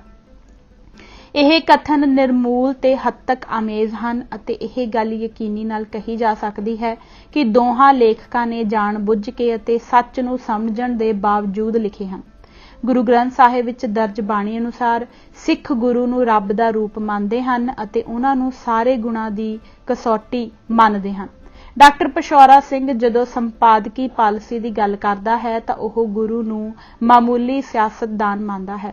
ਉਹ ਗੁਰੂ ਗ੍ਰੰਥ ਸਾਹਿਬ ਨੂੰ ਇੱਕ ਸਾਧਾਰਨ ਪੁਸਤਕ ਸਮਝਦੇ ਹਨ ਜਿਸ ਨਾਲ ਛੇੜਖਾਨੀ ਕਰਨ ਦੀ ਉਹਨਾਂ ਨੂੰ ਖੁੱਲ੍ਹ ਹੈ। ਇਹ ਸਾਰਾ ਕੁਝ ਅਪਮਾਨਜਨਕ ਹੈ। ਸਿੱਖਾਂ ਦੀਆਂ ਸੈਂਕੜੇ ਪੁਸ਼ਤਾਂ ਨੇ ਗੁਰੂ ਅਤੇ ਗੁਰੂ ਗ੍ਰੰਥ ਦੀ ਓਟ ਲਈ ਹੈ। ਜੇ ਇਹਨਾਂ ਲੋਕਾਂ ਦੇ ਨਿਰਣਿਆਂ ਦਾ ਤੱਤਸਾਰ ਕੱਢਿਆ ਜਾਏ ਤਾਂ ਕੋਈ ਗੁਰੂ ਨਹੀਂ, ਕੋਈ ਗੁਰੂ ਗ੍ਰੰਥ ਨਹੀਂ ਤੇ ਕੋਈ ਸਿੱਖ ਧਰਮ ਨਹੀਂ। ਧਰਮ ਦਾ ਅਪਮਾਨ ਫੌਜਦਾਰੀ ਜੁਰਮ ਹੈ। ਜਿਵੇਂ ਸਾਰੇ ਦੇਸ਼ਾਂ ਵੱਲੋਂ ਚੋਰੀ, ਡਾਕੇ ਅਤੇ ਹੋਰ ਜੁਰਮਾਂ ਦੀ ਵਿਆਖਿਆ ਕੀਤੀ ਹੈ, ਇਸੇ ਤਰ੍ਹਾਂ ਧਰਮ ਦੇ ਅਪਮਾਨ ਦੀ ਵੀ ਕੀਤੀ ਗਈ ਹੈ। ਜੱਜ, ਸਿਪਾਹੀ ਤੇ ਬਦਮਾਸ਼ ਸਭ ਜੁਰਮ ਦੀ ਸਜ਼ਾ ਦੇ ਬਰਾਬਰ ਭਾਗੀ ਹਨ। ਵਿਦਵਾਨ ਬਾਰੇ ਵੀ ਇਹੀ ਸੱਚ ਹੈ। ਇੱਕ ਵਿਦਵਾਨ ਧਰਮ ਦੇ ਅਪਮਾਨ ਦਾ ਪੂਰਾ ਦੋਸ਼ੀ ਹੋਵੇਗਾ ਜੇ ਉਹ ਅਜਿਹਾ ਕਥਨ ਕਰਦਾ ਹੈ ਜੋ ਝੂਠਾ ਹੈ, ਅਪਮਾਨਜਨਕ ਹੈ ਤੇ ਇਹ ਸਮਝ ਕੇ ਕੀਤਾ ਗਿਆ ਹੈ ਕਿ ਝੂਠਾ ਵੀ ਹੈ ਤੇ ਅਪਮਾਨਜਨਕ ਵੀ। ਕੋਈ ਠੀਕ ਵਿਦਵਾਨ ਵੀ ਧਰਮ ਦੇ ਅਪਮਾਨ ਦੇ ਸਾਹਮਣੇ ਵਿਦਵਾਨਾਂ ਦੀ ਅਕਾਦਮਿਕ ਆਜ਼ਾਦੀ ਦਾ ਸਹਾਰਾ ਨਹੀਂ ਲੈ ਸਕਦਾ। ਇਨਸਾਫ ਦੀ ਦੇਵੀ ਦੀਆਂ ਅੱਖਾਂ ਤੇ ਪੱਟੀ ਨਹੀਂ ਵੱਜੀ ਹੁੰਦੀ। ਦੋਹਾਂ ਡਾਕਟਰਾਂ ਦੀਆਂ ਪੁਸਤਕਾਂ ਜਾਣਕਾਰ ਵਿਦਵਾਨਾਂ ਦੀ ਨਜ਼ਰ ਵਿੱਚ ਧਾਰਮਿਕ ਭਾਵਨਾਵਾਂ ਨੂੰ ਠੇਸ ਪਹੁੰਚਾਉਣ ਵਾਲੀਆਂ ਹਨ। ਉੱਪਰ ਕੁਝ ਮਿਸਾਲਾਂ ਦਿੱਤੀਆਂ ਗਈਆਂ ਹਨ, ਹੋਰ ਬਹੁਤ ਸਾਰੀਆਂ ਦਿੱਤੀਆਂ ਜਾ ਸਕਦੀਆਂ ਹਨ। ਚੌਥਾ ਪ੍ਰਸ਼ਨ, ਕੀ ਉਹਨਾਂ ਨਾਲ ਅਜਿਹਾ ਸਲੂਕ ਨਹੀਂ ਕੀਤਾ ਗਿਆ ਜਿਹੋ ਜਿਹਾ ਪਿਛਲੀਆਂ ਸਦੀਆਂ ਵਿੱਚ ਕੱਟੜਪੰਥੀ ਧਾਰਮਿਕ ਆਗੂਆਂ ਨੇ ਸੱਚ ਬੋਲਣ ਵਾਲਿਆਂ ਨਾਲ ਕੀਤਾ ਸੀ? ਉੱਤਰ, ਗੱਲ ਸਪਸ਼ਟ ਕਰਨ ਲਈ ਇਸ ਪ੍ਰਸ਼ਨ ਦਾ ਉੱਤਰ 3 ਭਾਗਾਂ ਵਿੱਚ ਦਿੱਤਾ ਜਾਵੇਗਾ। ਇਹ ਸੱਚ ਹੈ ਕਿ ਕਈ ਨਕਲੀ ਤੇ ਕੁਝ ਅਸਲੀ ਵਿਦਵਾਨਾਂ ਨੇ ਵੀ ਉਪਰੋਕਤ ਪ੍ਰਸ਼ਨ ਖੜਾ ਕਰਕੇ ਗਲੇਲੀਓ ਦੀ ਤਸਵੀਰ ਨਾਲ ਸਾਡੇ ਡਾਕਟਰਾਂ ਨੂੰ ਖੜਾ ਕਰਨ ਦਾ ਯਤਨ ਕੀਤਾ ਹੈ, ਪਰ ਇਹ ਬਿਲਕੁਲ ਗਲਤ ਕੀਤਾ ਗਿਆ ਹੈ।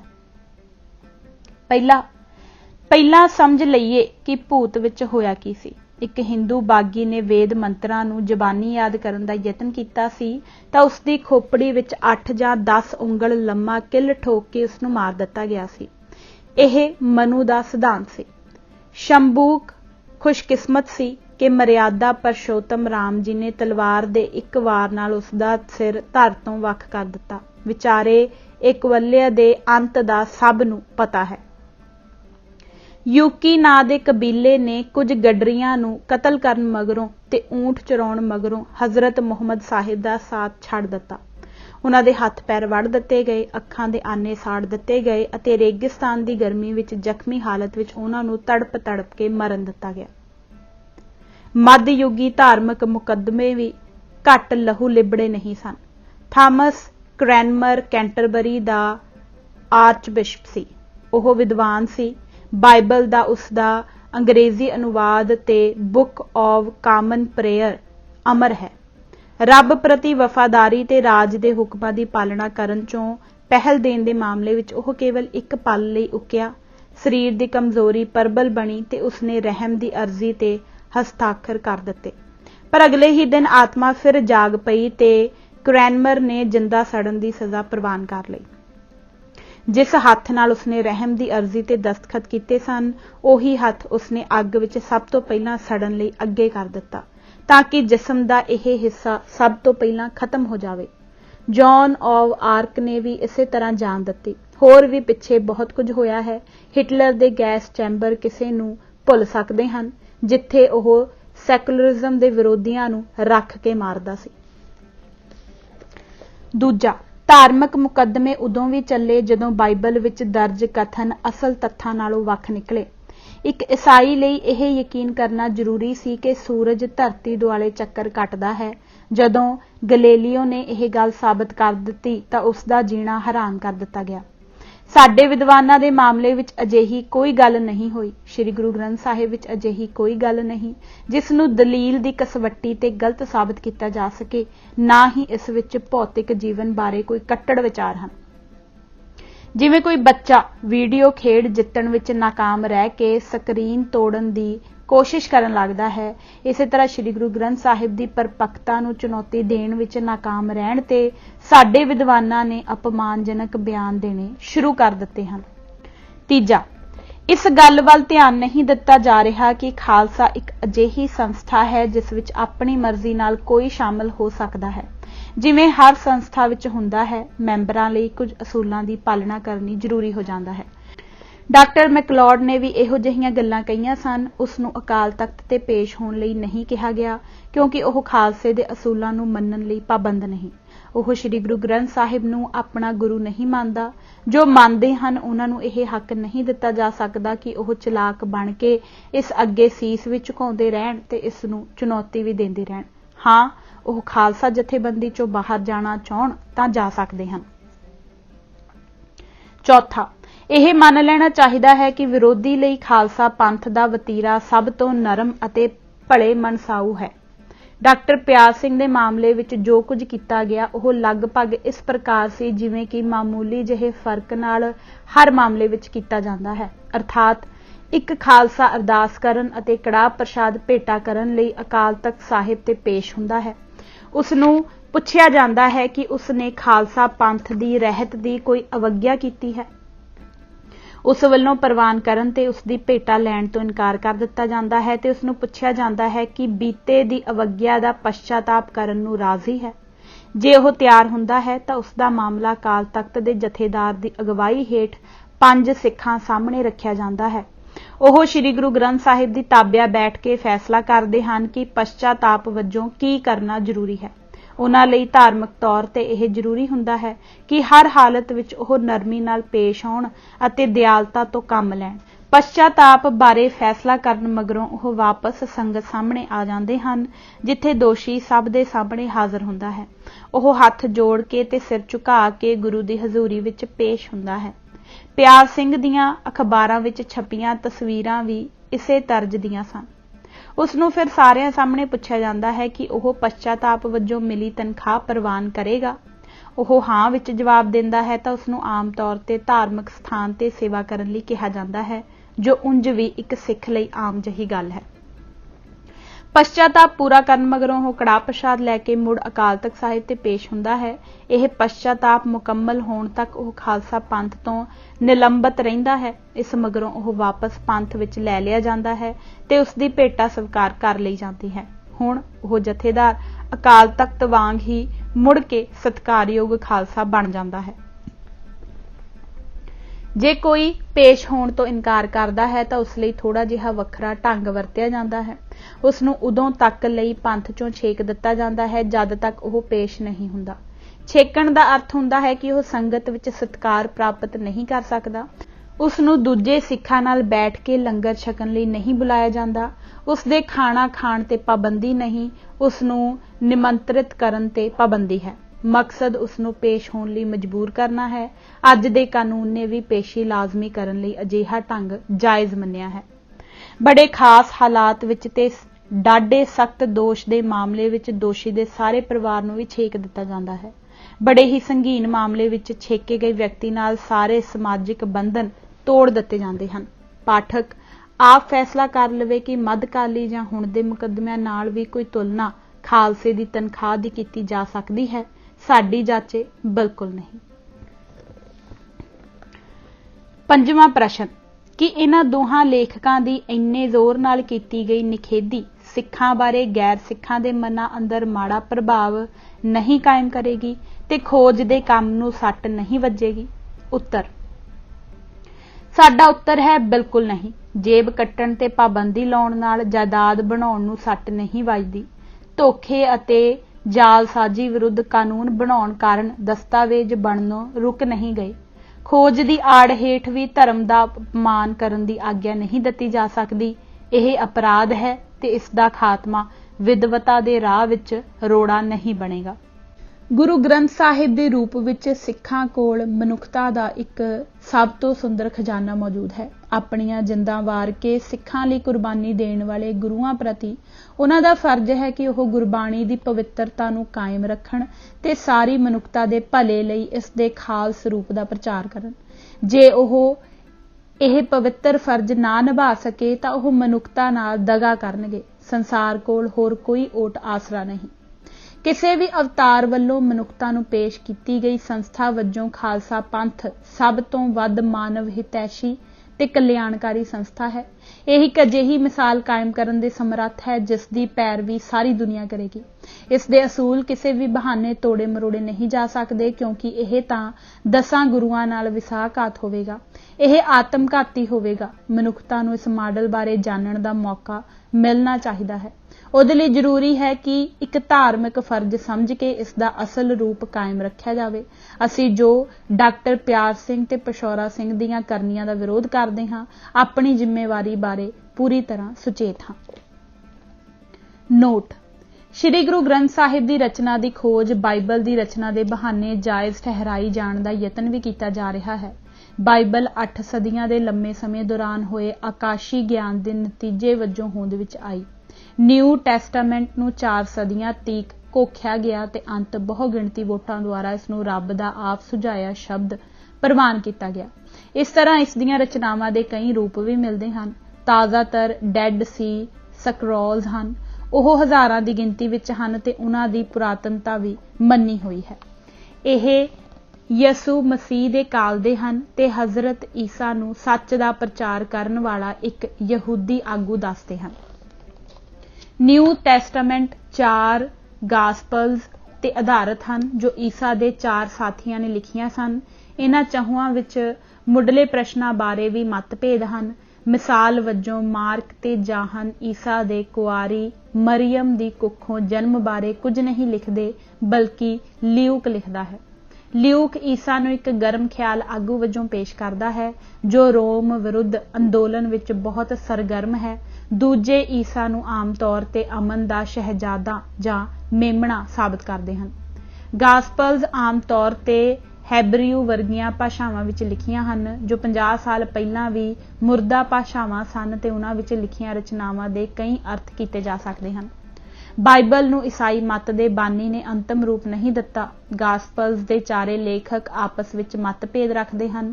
ਇਸੇ ਕਰਕੇ ਬਾਈਬਲ ਦੀ ਰਚਨਾ ਦੀ ਖੋਜ ਜਾਇਜ਼ ਬਣਦੀ ਹੈ। ਪਰ ਗੁਰੂ ਗ੍ਰੰਥ ਸਾਹਿਬ ਦੀ ਗੱਲ ਪੂਰੀ ਤਰ੍ਹਾਂ ਵੱਖ ਹੈ। ਇਸ ਵਿੱਚ ਤਾਂ ਵਿਆਕਰਣ ਵੀ ਇਸ ਤਰ੍ਹਾਂ ਪਰੋਈ ਹੋਈ ਹੈ ਕਿ 2 ਅਰਥ ਕਰਨੇ ਵੀ ਸੰਭਵ ਨਹੀਂ। ਕਿਸੇ ਹੋਰ ਗ੍ਰੰਥ ਬਾਰੇ ਅਜਿਹਾ ਨਹੀਂ ਕਿਹਾ ਜਾ ਸਕਦਾ। ਇਹ ਜਿਸ ਭਾਸ਼ਾ ਵਿੱਚ ਲਿਖਿਆ ਗਿਆ ਹੈ ਉਹ ਅੱਜ ਵੀ ਪ੍ਰਚਲਿਤ ਭਾਸ਼ਾ ਹੈ। ਇਸ ਤਰ੍ਹਾਂ ਕਿਸੇ ਵੀ ਤਰ੍ਹਾਂ ਇਸ ਪਵਿੱਤਰ ਗ੍ਰੰਥ ਦੀ ਖੋਜ ਉਸ ਤਰ੍ਹਾਂ ਜਾਇਜ਼ ਨਹੀਂ ਜਿਸ ਤਰ੍ਹਾਂ ਡਾਕਟਰ ਪਿਆਰ ਸਿੰਘ ਤੇ ਪਿਸ਼ੌਰਾ ਸਿੰਘ ਨੇ ਕੀਤੀ ਹੈ। ਅੱਜ ਅਸੀਂ ਦੂਜਾ ਭਾਗ ਪੰਨਾ ਨੰਬਰ 48 ਤੱਕ ਹੀ ਪੜ੍ਹਾਂਗੇ। ਇਜਾਜ਼ਤ ਦਿਓ। ਵਾਹਿਗੁਰੂ ਜੀ ਕਾ ਖਾਲਸਾ, ਵਾਹਿਗੁਰੂ ਜੀ ਕੀ ਫਤਿਹ।